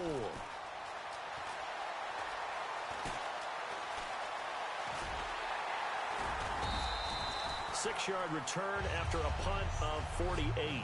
And the offense will take over with a new set of downs. They'll come out in the pistol. Throwing is Rodgers. The left side throw complete to Adams. And the play goes for 19 yards. Gives him a new set of downs. So the offense has it 1st and 10. And a nice pitch and catch to pick up the reception against man coverage. Both of them read how much yardage they needed, figured what they had to do, and were able to beat the man coverage for the completion. And he stopped immediately there. Just a yard on the 1st down carry, so it's 2nd and 9.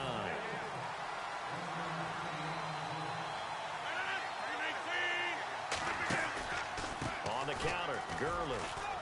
And he's going to be brought down inside the 45 at the 43.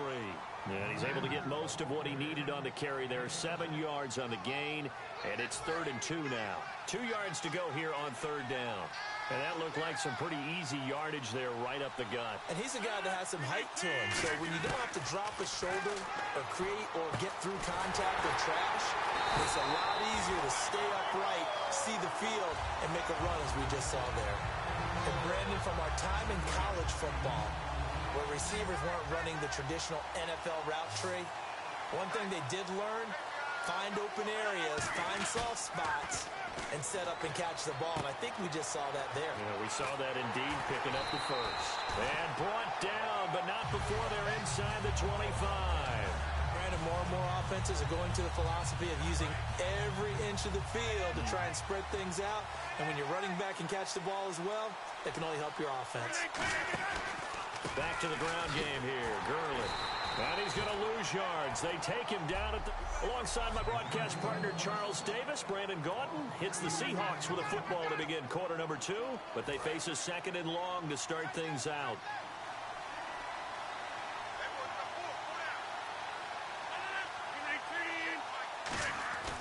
On 2nd down, here's Rodgers. And that's complete to Jeffrey. And he'll be brought down at the 21, just shy of the 20 in the red zone.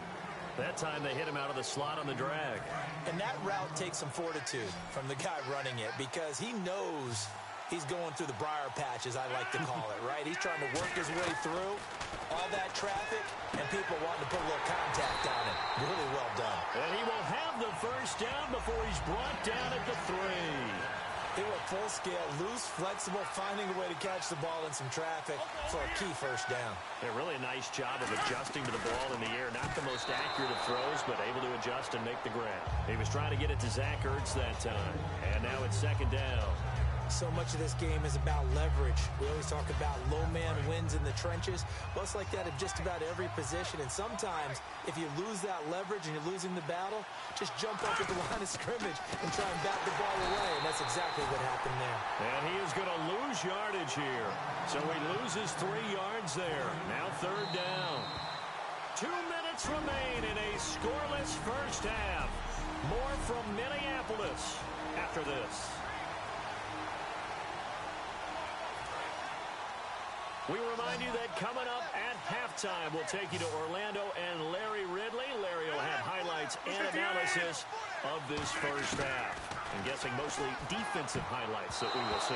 Yeah, that's kind of cool. No touchdown scored yet so far. Yeah, none whatsoever. Not only did they drop what looked like an interception in the end zone, they blew a golden opportunity to shift the momentum. And Vinatieri's kick is good. And the Seahawks grab a 3-0 lead. And, Charles, they get the field goal. Took them a dozen plays, though. Work with me on this one. You know what I'm about to say, right? Bend but don't break. That's what came into play here for the defense. 12 plays were run at them. They only gave up 3 points. In a lot of ways, that's a win for the defense. On the return, it's Brandon Tate. And he'll be brought down at the 23, make it the 24-yard line. And out now, here come the Bengals. And they'll certainly be trying to do better than that first drive where they went 3 and out. And sometimes the first drive is just simply to settle nerves. You know what it's like at the start of a game with the emotion. Guys a little bit jumpy. But you do. Oh, you understand the same way. Just like us calling one, right? Making sure we ease into the game, let it come to us. Well, you went 3 and out. Have that opportunity. No, you didn't go 3 and out. I went 3 and out on that first drive. I'll try to do better here. Here's Dalton. And he's just going to get rid of this thing. To no one here. He throws it away. And now it's third. When defenses get to the quarterback that quickly, a lot of times it's called a jailbreak. It wasn't quite that fast, but fast enough that he had no time to look downfield and set himself to throw the ball. And as he tried to do that, he was hit, and it forced an incompletion. Third down, a shot here for Dalton. And that's complete to LaFell. And he will have a first down as they get him to the ground at the 37. And quickly, they get to the line. Dalton, 1st and 10. Now he's hit, and Dalton lost the football.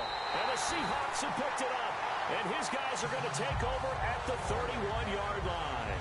With no running backs in the backfield to help pass protect, all the receivers in their patterns, these are going to be hot routes. If they sense a blitz or pressure on the quarterback, they've got to be prepared to break routes off early and get the football. In this case, never even had a chance. They popped the ball free in the backfield. And all the way in, touchdown Seattle. Zach Ertz, 31 yards. And the Seahawks find a way to stretch their lead. Boy, it's nice to have that big, reliable target you can go to. Each and every time. A lot of people see that position as a fallback. Throw it to them when all else fails. Not at all. This guy can make plays, and that's exactly what he just did. Yeah, play here for a touchdown. Those are the kind of drives they like on offense, from the coordinator to the quarterback, the line, everybody. One-play drive and into the end zone for 6. Set now to kick this one away, and off it goes. This is fielded a couple yards deep. And he'll get across the 20 before he's brought down at about the 23-yard line. Cincinnati now ready to take the field. And last time, not only the turnover, but that turned into 6 points. They got to make up for that here. You always hear about empty possessions, but some are worse than others. You can have an empty possession, punt the ball away. And that's caught inside the 35. And all the way in for a Cincinnati score. Too bad. Can't win them all, though. Come back, try again. Thanks for playing the Madden Ultimate Team Solo Challenge.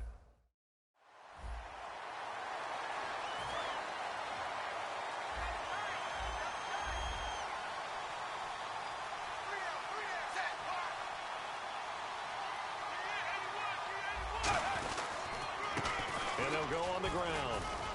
And he'll power his way up near the 25.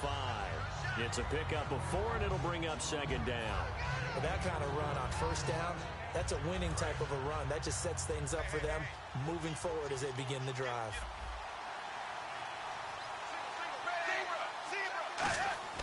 Second down, Dalton. Brought in here by Tyler Eifert. And he'll get it up to the 33-yard line. 9 yards on the pickup there, and it keeps the drive alive.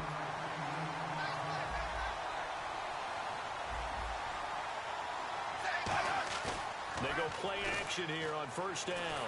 And no escaping this time as he'll go down. They got him for a sack. Jamie Collins.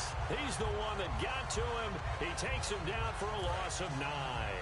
Man, he got in there so quickly, Charles. What could the offense have done to adjust and account for that? But what you're hoping is that you figure out and you see and get a clue that maybe there's going to be some pressure coming at you, and you change the blocking schemes. Maybe you go to max protection. The biggest one is maybe you bring your running back in to try and keep you clean. But in that case, that didn't happen. Zero accountability, and a sack resulted. A nickel look by Seattle on third down. Yep, 5 defensive backs now. Third and long. What will Dalton dial up? And he'll just toss it away. So he throws it away, and that brings up fourth down. But no second guessing the call here. It was third and long, so throwing the football was probably the smart play to try and pick it up. But they don't get it, and now the defense goes off the field feeling pretty good about themselves, gaining some momentum as they force them into a likely punting situation. It's taken to the 26. And 9 yards there on the return following a punt of 47. And out will come the offense as they take over.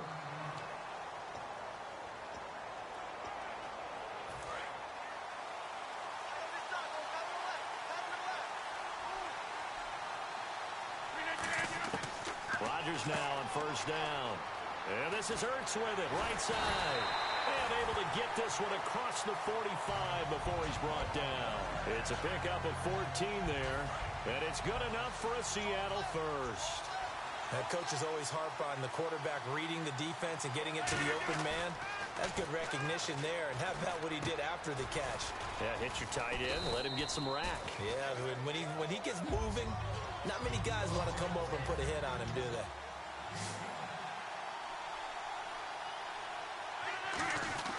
Rodgers to throw on second down. Caught on the right side by Adams. And he gets this inside the 35-yard line. And 15 yards there on the catch and run. I think that's a big pickup for a first down because when you run a drag route against zone, you're sometimes asking. Alongside my broadcast partner, Charles Davis, Brandon Gaudin hits the Seahawks with a football to begin quarter number 2. And they're on the move here. They've got it 1st and 10. On first down, Rodgers. He's going to rifle one. End zone caught. Touchdown, Seattle. Devontae Adams, 32 yards.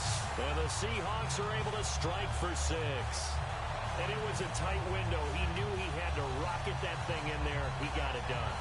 And when you're able to complete one like that, your confidence has to just go sky high. You just mentioned it. Tight window, zings it in there despite excellent coverage. Result, touchdown.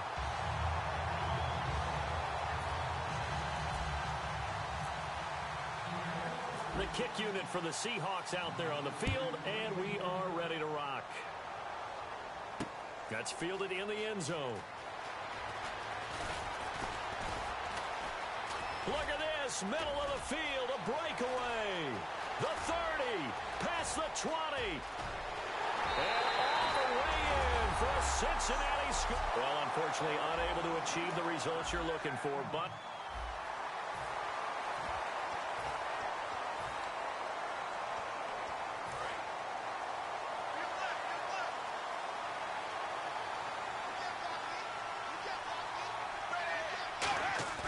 now a play fake here on first down. Rush coming, and he's taken down. Jamie Collins. He's the one that got to him. He takes him down for a loss of 9. Now, we talk about players blitzing all the time. I often laugh and sometimes call it just straight-ahead pursuit. What a running start right back to the backfield for him. Yeah, really didn't give anybody a chance to get up there and stop him. No, I mean, that's really, really difficult. You're asking a whole lot anyway, but when he gets that kind of a start and comes through clean, oftentimes the advantage definitely goes to the defensive player. But if you're a football guy, that's a pretty run because everyone is in sync right there. Obviously, the guy carrying the ball, but how about the people up front? Leverage, athletic. And he'll be hit from behind and taken down. Jamie Collins in there to drop it for a loss of 10. And it'll be 4th and long. Well, if an offense is going to throw the ball in this part of the field, any pass rusher will tell you that's his favorite part. Gets a chance to get after the quarterback. It's almost like a reverse red zone. They can create points using their defense. And this time they take their man down. Call that a 45-yard punt, just 2 yards there on the return.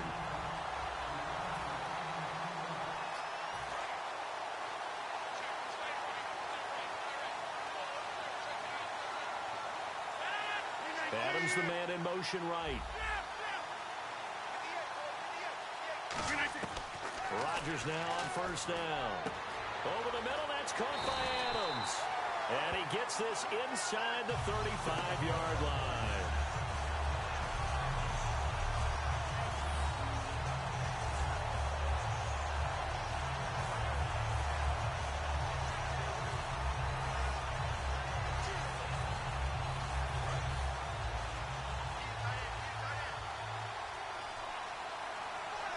They'll need to get the play off quickly.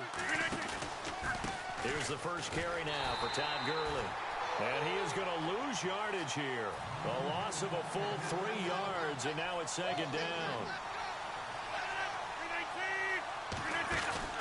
Now a handoff for Gurley. Call it no gain there, and now they're looking at a 3rd and 13. And they've got an extra defensive back out there now on 3rd and 13. On 3rd and long. Now look out. Rodgers lost the football. And the Bengals grab it.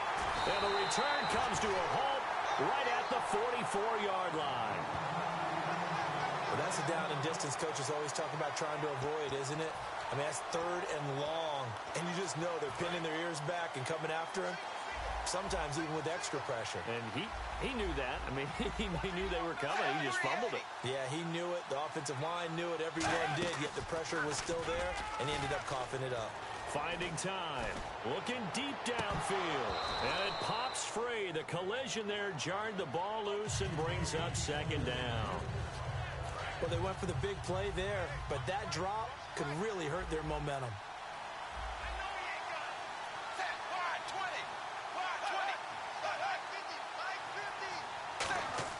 Second and 10. Dalton once more. Green with a catch left side. And all the way in for a 6. Well, it didn't work out this time, but there's always next time. And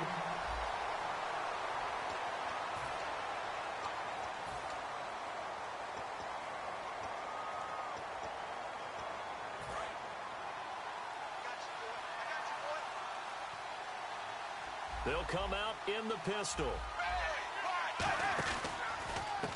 They run the counter now on first down. And he goes nowhere. He'll lose yardage back at the 17. A loss of a full 3 yards, and now it's second down. Khalil Mack's starting to get a really big-time reputation as a pass rusher, and rightly so. So explosive off the edge getting to the quarterback. But he doesn't neglect his run duties as well. How about that tackle right there? Such a package he has, able to play the run and the pass so well. Now a handoff here to his running back. And he'll take this one up to about the 23. Now, it looks like a pickup of 6. That leaves him with 7 yards to go on third down. A tough spot here on their opening drive. This is 3rd and 7. Third down, a shot here for Dalton. And that's complete to LaFell. And he will have a first down here at about the 40. That one good for 16, and the drive will continue. So opening drive, third down, they go with a slant. It works. And I'm wondering when the league's going to figure it out because everyone throws it on third down. You expect pressure, so you want the ball in the hands of the quarterback quickly. It's a 3-step route ordinarily, and you're throwing it where you see the receiver breaking towards you. So it's an inside route. Everyone likes it, and it's executed very well. Credit the tackle to Darius Slay. Partner, we know today's NFL is really built around the guy throwing the football. But these short runs, they still pay dividends because they can take their toll on a defense, and they can add up as the game goes along. You control the clock, you control the ball, and that way you often control the game. Third down now following the run. On any running play that's called, they're always hoping that's going to break big and go the distance. But when you get a nice game like that, you're able to do so many things anyway. You can come back and run essentially the same play again, continue to move the ball on the ground, or you can decide to throw the ball now because usually you have the defense back on its heels. So on fourth down, on comes the left-footed punter, Kevin Huber, to punt it away. And the kick's away as he angles this one for the sideline. And this one will not be returnable as it sails out of bounds.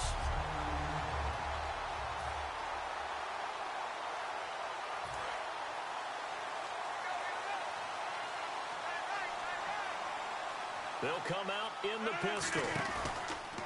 On first down, it's Gurley. And nothing doing on his first run. Back to the line of scrimmage, and that's it. That's going to go as a loss of a yard, and it'll be second down.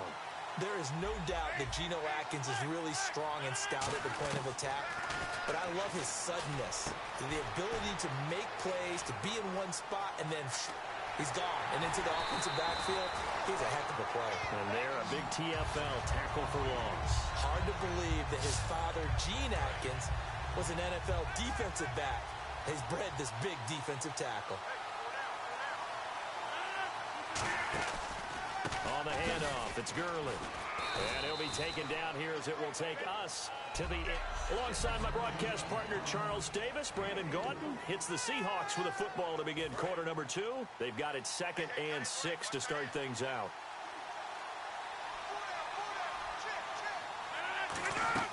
Now Rodgers throwing on 2nd down. He's got time in the pocket, and he slings one that's incomplete. And the offense facing a 3rd and 6.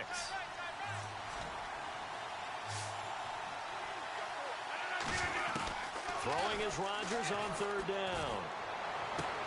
And he connects with Ertz. 18 yards there, and it'll be a 1st and goal. One of the selling points of the corner route is usually the receiver is able to move away from the defender. But in this case, he didn't get that far away. Time running out here on the play clock. And he is in for the Seattle touchdown.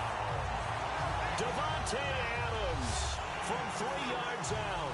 And the Seahawks are able to strike for 6. As a former DB, you might not like to see that, but from a wide receiver's perspective, those are the plays they dream of. Correct on both counts. All right, because once he took off, I mean, let's face it, that should have been done in Big Sky Country. Aren't any speed limits out there? And off he went. Glad I wasn't the one trying to chase him. This is fielded a couple yards deep. And he's up past the 20 to the 22-yard line.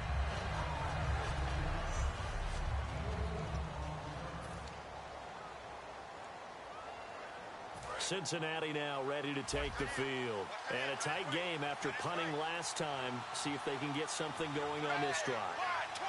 As they head to the field now, with the game this close, you've got to feel there's a sense of urgency for them going on offense right now. But they have to do it without letting panic creep in and affect their play. 5 yards on the pickup, and it'll bring up a 2nd down. So many times you hear today's NFL described as a space game. Get your best players into space with the football in their hands. That's why sometimes you just swing it out to your runner, get him out in the flat, and let him have a chance to make people miss an open field.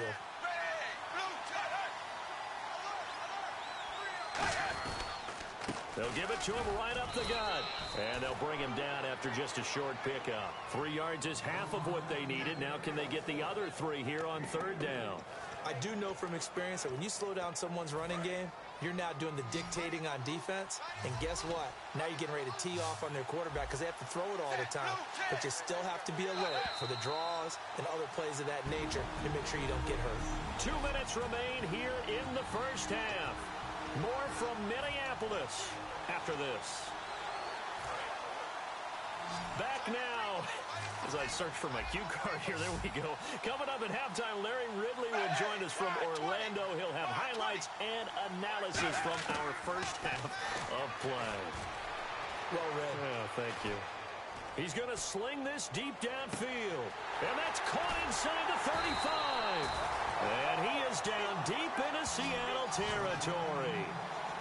Nice completion there for Andy Dalton. Charles, you worked some of his games when he was at TCU. Now you've worked his games in the NFL. What progression have you seen? I've seen a guy who took over as a freshman in college and got better and better each year. Always added a little bit more to his game, gets stronger. But the best part about him is he's always been accurate. To the left side here for Eifert. That one good for 10 yards. And that'll bring up a 2nd and just about a few inches here. Seeing that play and understanding just how tough it is to cover tight ends, especially the ones running around the NFL nowadays, makes me glad I didn't make it in that league. I would have had a really difficult time. But now you get to sit up here with me. Yeah, that's fun, isn't it? And what a really nice game right there on first down for them. Brings up a nice 2nd down for them.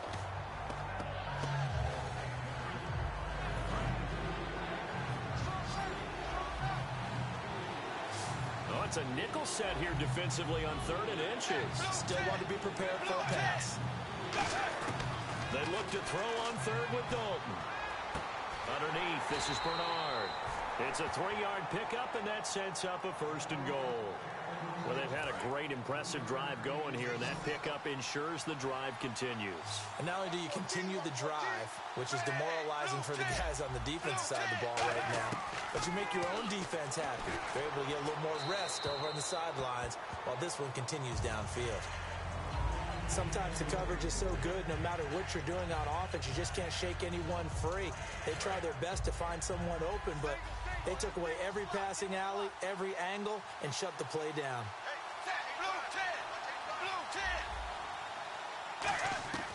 Another chance for Dalton. This will be caught at about the 5. Now hold everything here. We're going to get a timeout by the offense. It's just their first, so they'll have 2 remaining here before we get to halftime.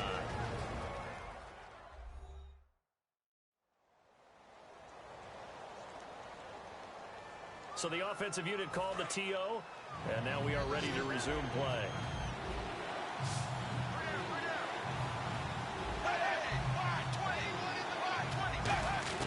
Dalton on 3rd and goal. And incomplete. He had nowhere to throw, so he just tossed it away. But that brings up 4th. It looked like he might have had a window there, but the rhythm was just a little bit off. It certainly was, because everything that has to come together to get a pass completed, yeah, you're right. The sync just wasn't there.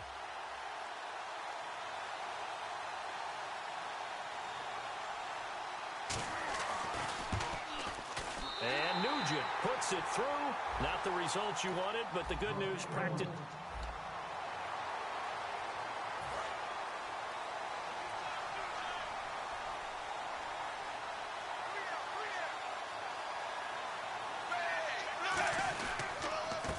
And they'll try the ground game here with the running back.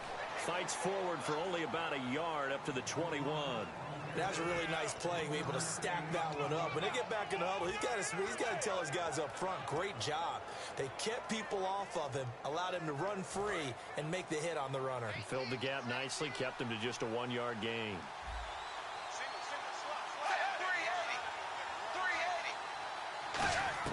Second down, Dalton. Nowhere to escape, and he goes down. Ryan Shazier in there to sack him for a loss of 6. Well, that play was the very definition of fast, quick, and in a hurry. Suddenly, he was there. In a blink of an eye, that happened fast and a big sack. So certainly not the start they were looking for here as they come up on a 3rd and 14. 3rd and long. What will Dalton dial up? And he goes down. It's a sack. They get him back at his own 3-yard line. And we say it all the time, have to be able to get rid of the ball sooner than that. You have to help your offensive line out. They're going to protect you as best they can. And if you're getting 3 to 5 seconds to throw the ball, they're doing a really nice job. But when you hold it and give up a sack, you're really almost discrediting their work. And he's able to get it out of there, and this is a pretty good kick. Landry now on the return. Officially, that'll go as a 52-yard punt. Not too shabby. And it'll be Seahawk football, 1st and 10.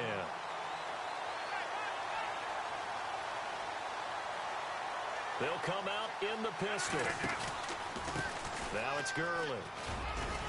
And he's going to fight his way forward here for a modest gain. It's a 6-yard pickup, and it gets him to 2nd and 4. Play action. Now it's Rodgers. And complete to Zach Ertz.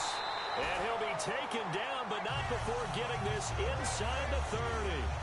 There are so many things to watch for when you play defense. And reading your keys, you always hear about that, and having your eyes in the right place. Sometimes your eyes can fool you. How about that play action there? And it sprang the big guy, didn't it? Able to dump it over the top to him. Jeffrey reels it in over the middle. 5 yards on the catch there, brings up 2nd down. On second down, here's Rodgers. And no escaping this time as he'll go down. They got him for a sack. Michael Johnson in there to drop him for a loss on the play. 3rd and 5, so they bring in an extra defensive back. Expecting pass. Throwing now is Rodgers. He's going to find his running back. It's complete. 7 yards there, good enough to move the sticks.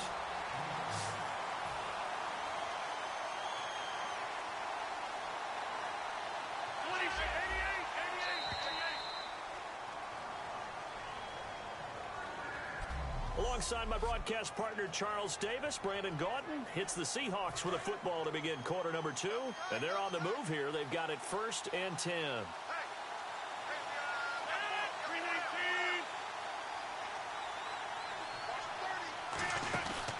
From the pistol, it's Gurley.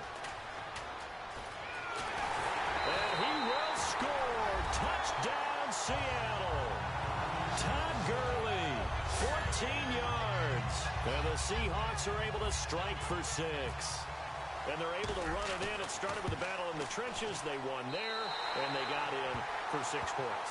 And that's going to be a tough one for the defense to deal with. They've got to go to the bench now and figure out how we're going to slow down this running game, because on that particular play, they had no answer. The kickoff unit is out on the field, and they will send this one away. This is fielded a couple yards deep. And it's a pretty good return here as he'll get it up to the 29-yard line. Cincinnati now ready to take the field. And the last drive, their first drive, 3 and out. What changes here, if anything? I think it's making sure the guys that you trust the most with the ball, the biggest playmakers you have, that they touch it up. Under heavy pressure, and down goes Dalton on the sack. Jamie Collins in there to make the sack. He buries him for a loss of 10. Well, so much for setting the tone of the drive offensively. Giving up a big sack that loses that kind of yardage, not a great start. They'll run it now out of the gun.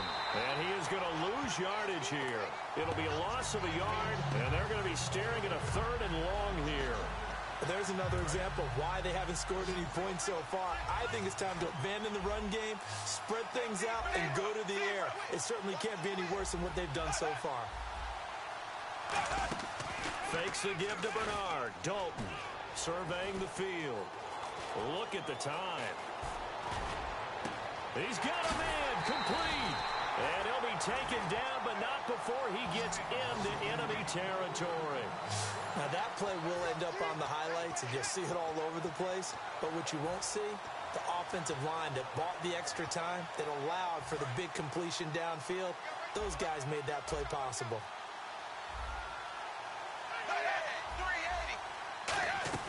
They'll run it now out of the gun. And he'll lose yardage here. Back at the 47. 2 minutes to go here in the first half. More from Minneapolis after this. We remind you that coming up in 2 minutes' time, we'll hand you off to Orlando, where Larry Ridley will have highlights and analysis of this first half of action. To the sideline, and oh, a nice catch there. Made sure the feet were inbounds, and they were. And now on 3rd down, they'll need to get it to the 36 to pick up the first. So now at 3rd and 7, and defensively, it's a dime look, 6 DBs. Here's Dalton. Hey, the defense is in this game as well. They wanted to make it a tough 3rd down. They were able to do so on that last play, preventing a big gain. So much about offense is what you call hidden yardage. You know, you throw the ball. And now the Seahawks are going to take a timeout here on defense. All right, so the timeout over, and all 11 men back out onto the field for the defense.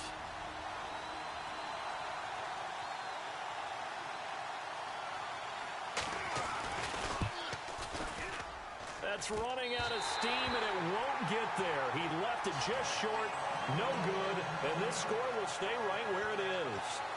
And that's the risk of the long field goal miss here at this stage of the second quarter. You give up great field position. And that gives them one more opportunity to make something happen and something big. And we've seen crazy stuff happen at the end of halves. It's his target. It's Taylor Gabriel. And he goes down, but not before getting this inside the 25. It's a pickup of 33 yards. And the Seahawks are going to have a first down. Of course we think of Aaron Rodgers as a pocket passer. But you and I both know this guy's a pure athlete. He can get outside and make plays with his legs as well. I showed it right there outside of the pocket and on the money. It'll go as a gain of 10 there. And that'll be good for a Seattle first down. And the offense moving quickly to the line. Here's Rodgers. And he takes a shot on the release as this will be incomplete. It's always tough trying to keep your guy upright when he's trying to throw the football. When you're dealing with those big, bad guys on the defensive front, it's even tougher. And this time, those guys on the opposite side won the battle, getting to the quarterback and knocking him into an incompletion. And he'll get this one down to about the 10-yard line. Call it about a gain of 3, and they'll be looking at a 3rd and 7 coming up. And a nickel look here for the Bengals as they try to defend this on 3rd. Steps away. And he's got it. Caught in the end zone for the Seahawk touchdown. Alshon Jeffrey, a 9-yard touchdown grab. And the Seahawks add on to their lead. And that'll give them a 2-score lead here, but I'm looking ahead. They just want to hold it for the final moments here in the second quarter. They don't want to give up anything on the other side. No, not at all, because if they don't, it almost had the feel of an imposing their will score. And right now, they want to make sure they keep that and carry it into the second half. This is fielded a couple yards deep. And he'll wind up getting an extra couple yards here for his trouble as he'll bring this one out to the 27. The Bengal offense now gets set to head back out onto the field. And with time quickly fading here in the second quarter, not sure how aggressively, offensively they want to play this. I think we'll find out just how much they trust their guys in this situation if they decide to take a shot. And some room to maneuver. Look at the spin. Balance. Shedding the tackler, and it gives him some room. And all the way in for a Cincinnati score. Well, unfortunately, not the result that you were looking for, but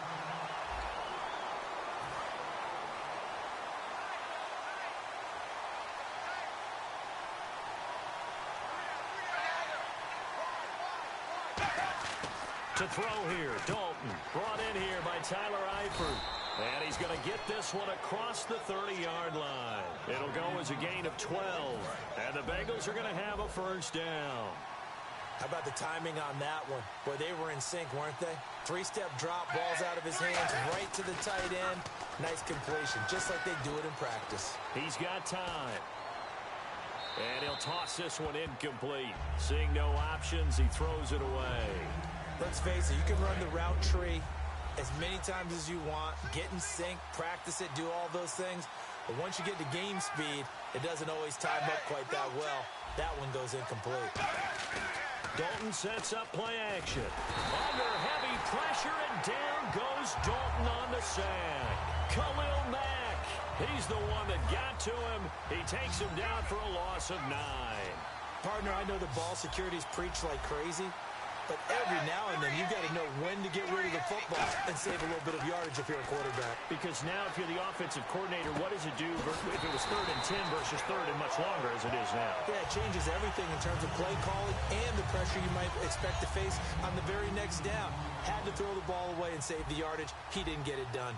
Obviously, they didn't get everything they wanted on that completion, but they put themselves in a spot where you got to at least think about going for it.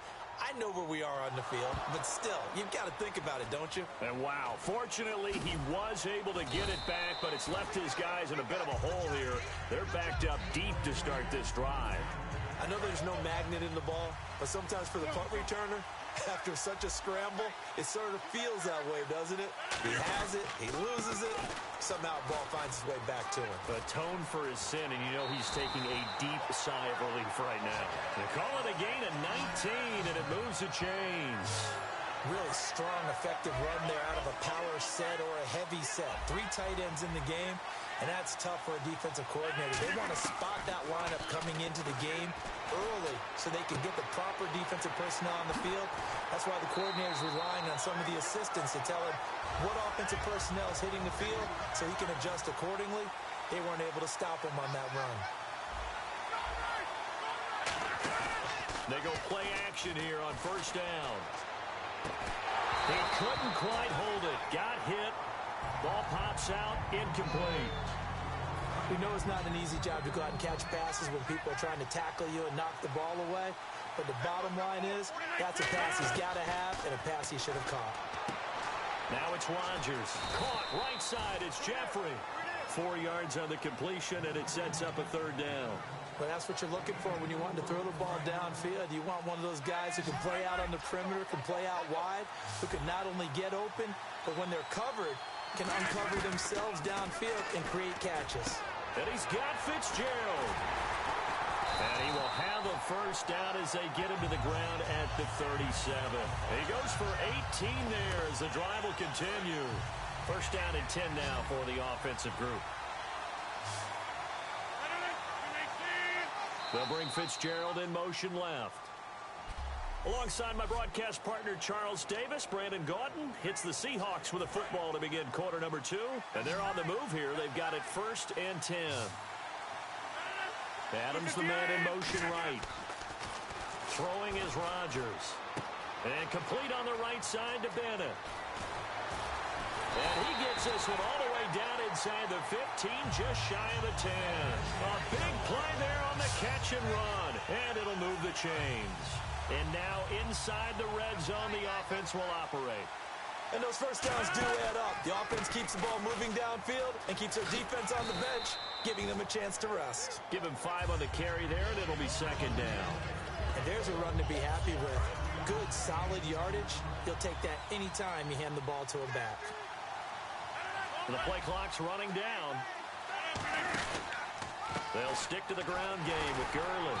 And they'll get him down here at about the 5-yard line. Just a yard on the pickup there, and it'll leave him with a 3rd and 3. Rodgers going to try and throw on 3rd down. End zone caught. Touchdown, Seattle. Larry Fitzgerald from 4 yards out. And the Seahawks are able to strike for 6. So on 3rd and medium, they dial up the pass, and it works to hit the end zone. And it's really not a surprise to me. That's a throwing down in the NFL because of how tough it is to run the football. But what offenses like to do is still show run formations to make them respect it and throw out of those. In this case, they took a nice shot at the end zone and made it pay off. Muscles him off. And he'll get it up across the 20 to the 21-yard line. Cincinnati now ready to take the field. And they'll be looking to avoid what happened last time, which is punting the football. But when you look at how teams play the game, that complementary football comes into play. How do I take care of my defense? How do I take care of my offense? Well, the defense is taking care of them in a lot of ways. Now it's time for the offense to jump things up and help their defense out. Give them a little bit of rest. Yeah, it's time for them to give them a rest. Took the words right out of my mouth.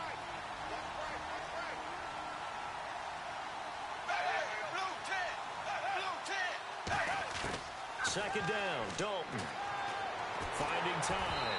And boy, that one drops incomplete, but if he was hit a fraction sooner, it may have been a fumble. Well, the great coach has said football is really a simple game. Rush theirs, protect yours. And he's talking about those guys throwing the football. In this situation, the rush one, hitting the quarterback and forcing him into an incompletion. So now a 3rd and 12 with an extra defender here in the secondary, a nickel look. And a nice spin into some open field. And a cutback, right sideline. And all the way down to the 37. A big play there for Cincinnati. 44 yards. 3rd and long, they keep it on the ground, and it pays big dividends. Sometimes it's a surprise to the defense. 3rd and long, you expect to pass. You catch them off guard. In this case, you're exactly right. It paid huge dividends. Off and running. Here's Dalton, and he's got the hook up to Brandon LaFell. And inside the 20 before he's brought down. It's a pickup of 19. And it'll give the Bengals a first down. 2 receivers left, 1 to the right. Dalton operating in the red zone now. Underneath here to Hill. And he'll get it here to the 10-yard line. Give him 8 on the play, and that'll make it second down. Everyone's got to be able to catch the football. Doesn't matter what position you play, but if you're on offense, be aware a ball may come your way.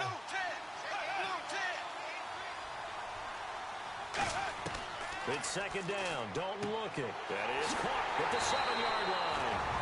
And he's able to get it down to the 2-yard line. And we're back. The offense had a chance to talk things over. We'll see what they come up with here on this next play.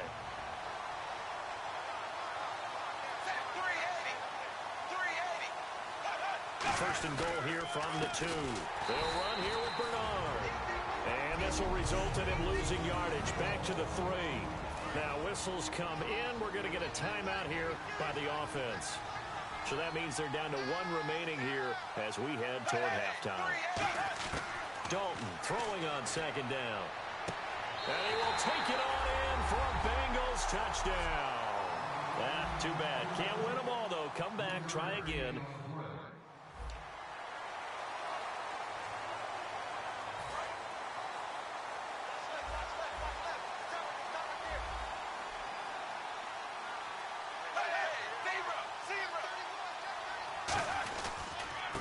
First carry for Giovanni Bernard. 2 yards on the pickup there. It'll be second and 8.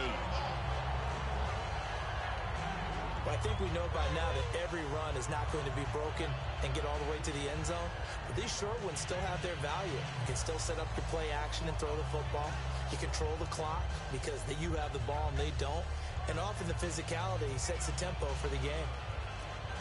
Let's see what the offense comes with here. Second and 8.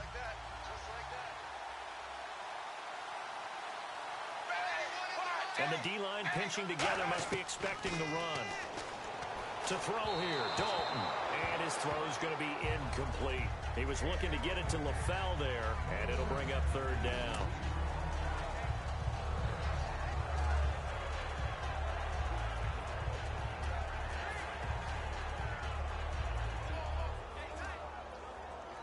An early tough test on the opening drive. This is third and 8.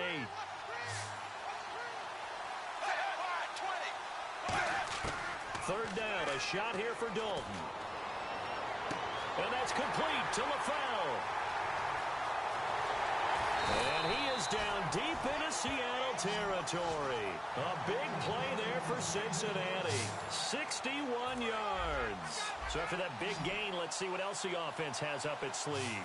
Coaches really don't care from what position they get this, but run after the catch ability, rack ability, is often the difference between winning and losing and changing field position.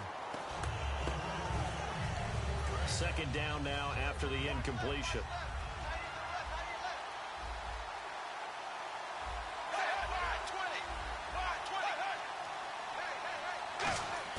Second and 10.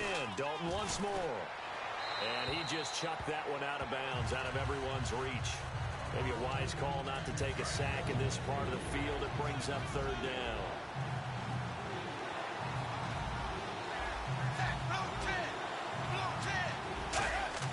Fakes the give to Bernard. Dalton. And almost intercepted. Would have been a huge pick in the end zone, but as it stands, that brings up fourth.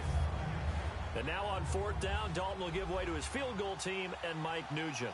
From the right hash, just a 34-yard attempt. And Nugent puts it through, and the Bengals are on the board first. Well, unfortunately, unable to achieve the results you're looking for, but they're...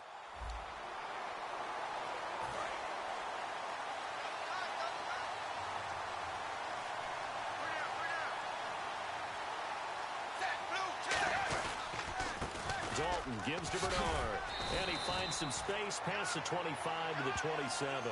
It's a 7-yard carry to set them up with a second and 3.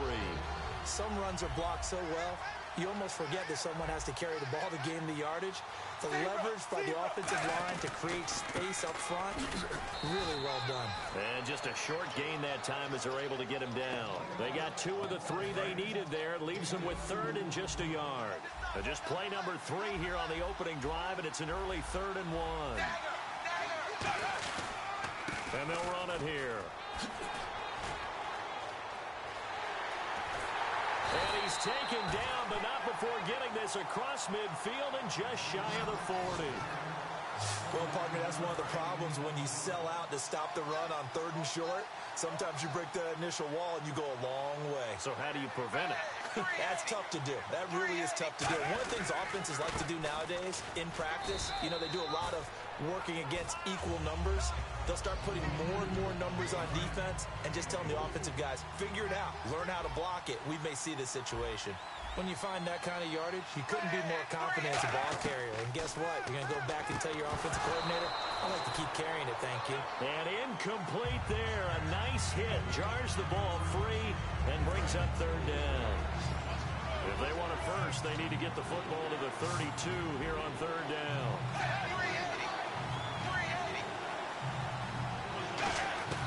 3rd down from the gun. Dalton. He's going to look deep down the field. And that is caught. He's got it for a Bengal touchdown. Didn't work out this time, but there's always next time. And we'll see you next time.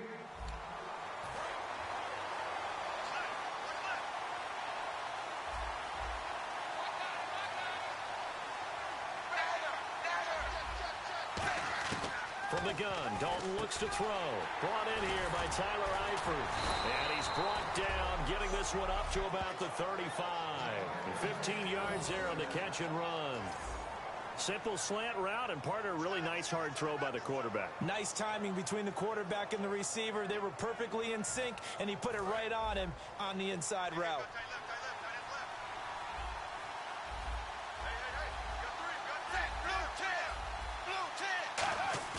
They go play action here on 1st down. He's got time in the pocket. This one grabbed by A.J. Green. And he's finally taken down, but not before getting across midfield and across the 45-yard line. So we have now seen connection number 1 between Dalton and Adriel Jeremiah, A.J. Green. Say that again? Adriel Jeremiah. Look at you. You are full of knowledge and information. And you know something? I bet Andy Dalton learned his full name as well because he figured out quickly, this is going to be my number 1 target. I got to know this guy in a big way.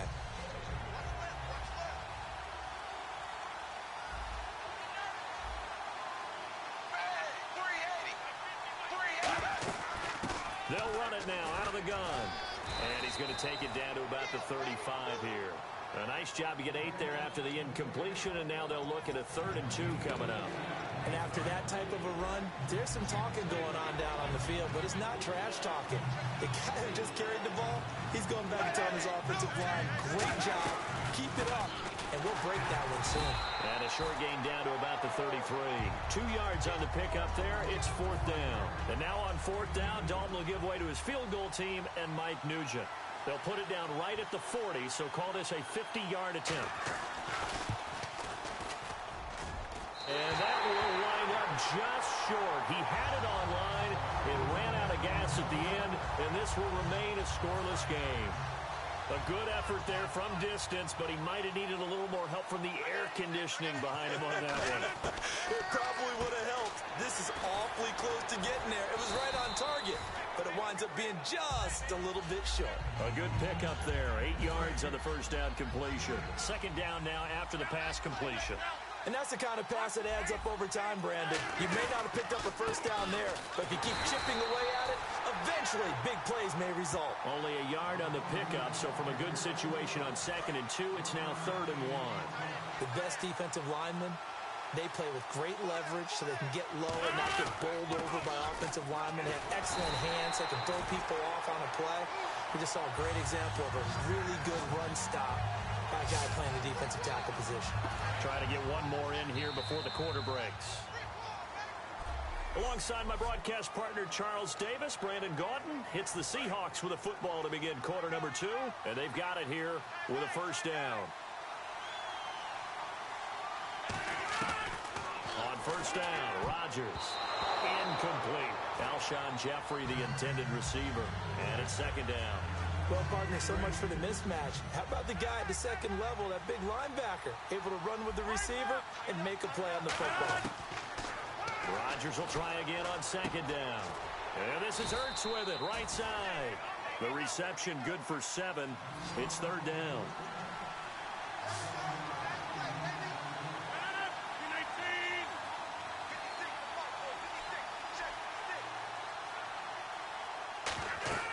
Rodgers going to try and throw on third down.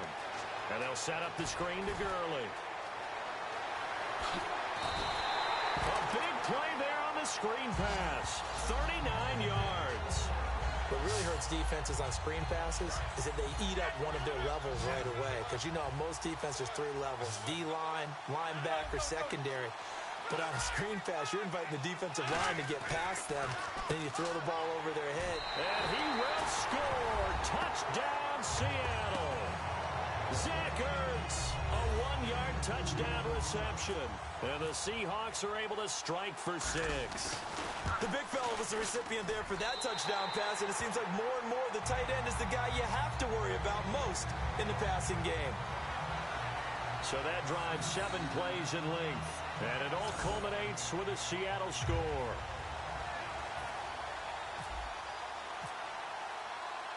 The kick unit for the Seahawks out there on the field, and we are ready to rock. Fielded about a yard deep. And he's up across the 25 and down at the 28-yard line. The Seattle...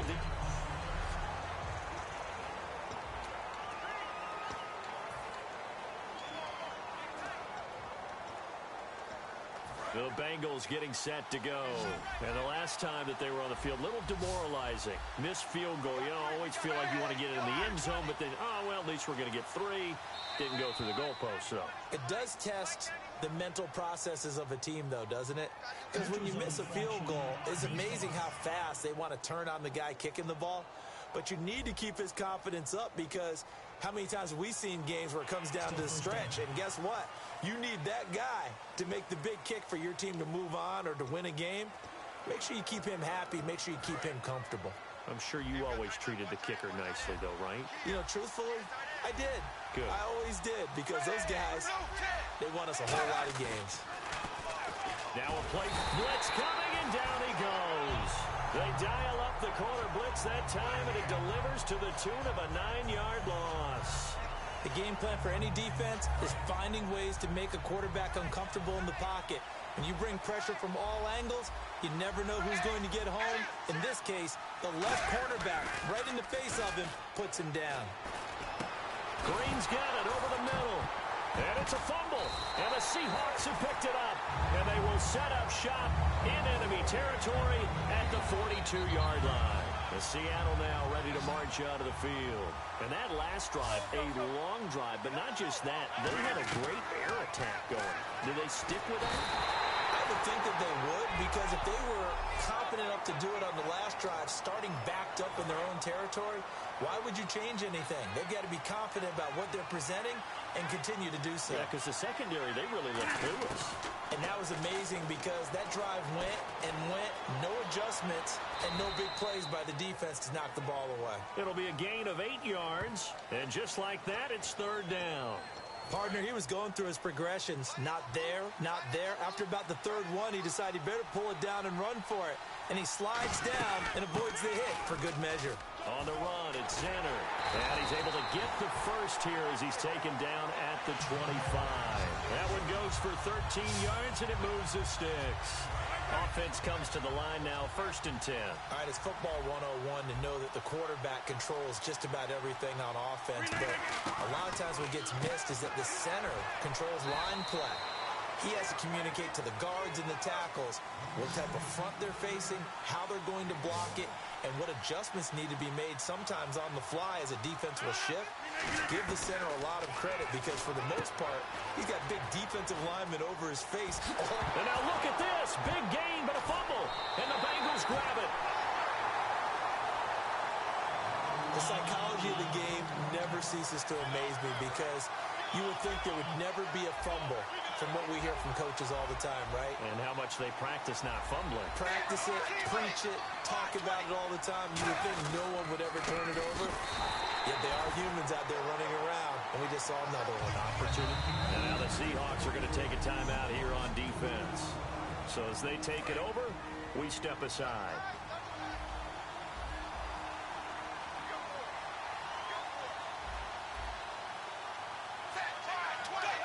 And with time running short here, they'll simply take a knee, and that should do it for half number one. And now the Seahawks are going to call another timeout. So as they take it over, we step aside.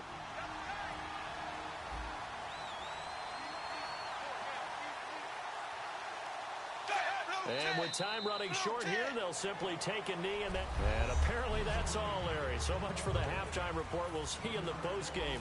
We're ready to get to the third quarter.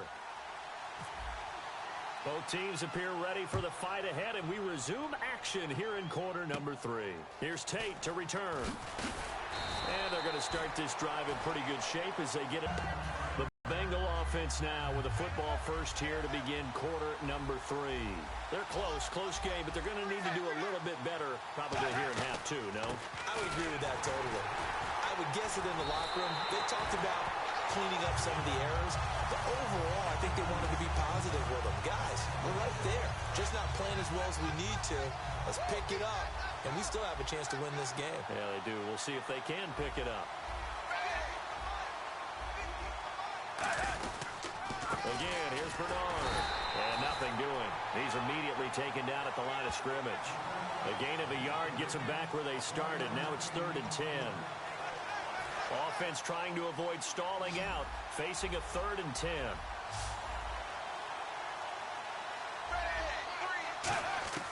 Third down, a shot here for Dalton. Under heavy pressure, and down goes Dalton on the sack. Jamie Collins in there to drop him for a loss of 10, and it'll be 4th and long. Great job defensively. I think he was trying to go through his progressions, find someone to get rid of the football. Before he knew it, he was on his back. So that just brings us right back to what you said in the beginning. A great job defensively. Nowhere to go with the football. That led to the sack. And the Seahawks have picked it up.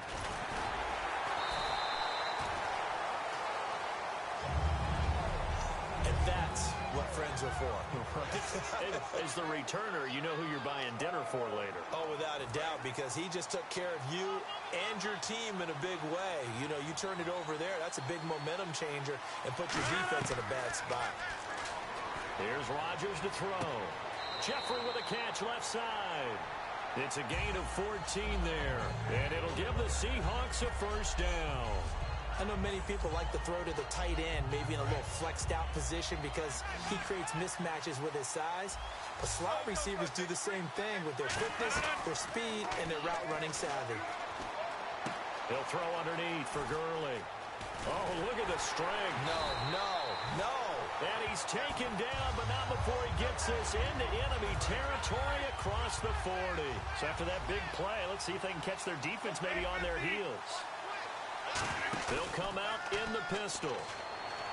They go play action here on first down.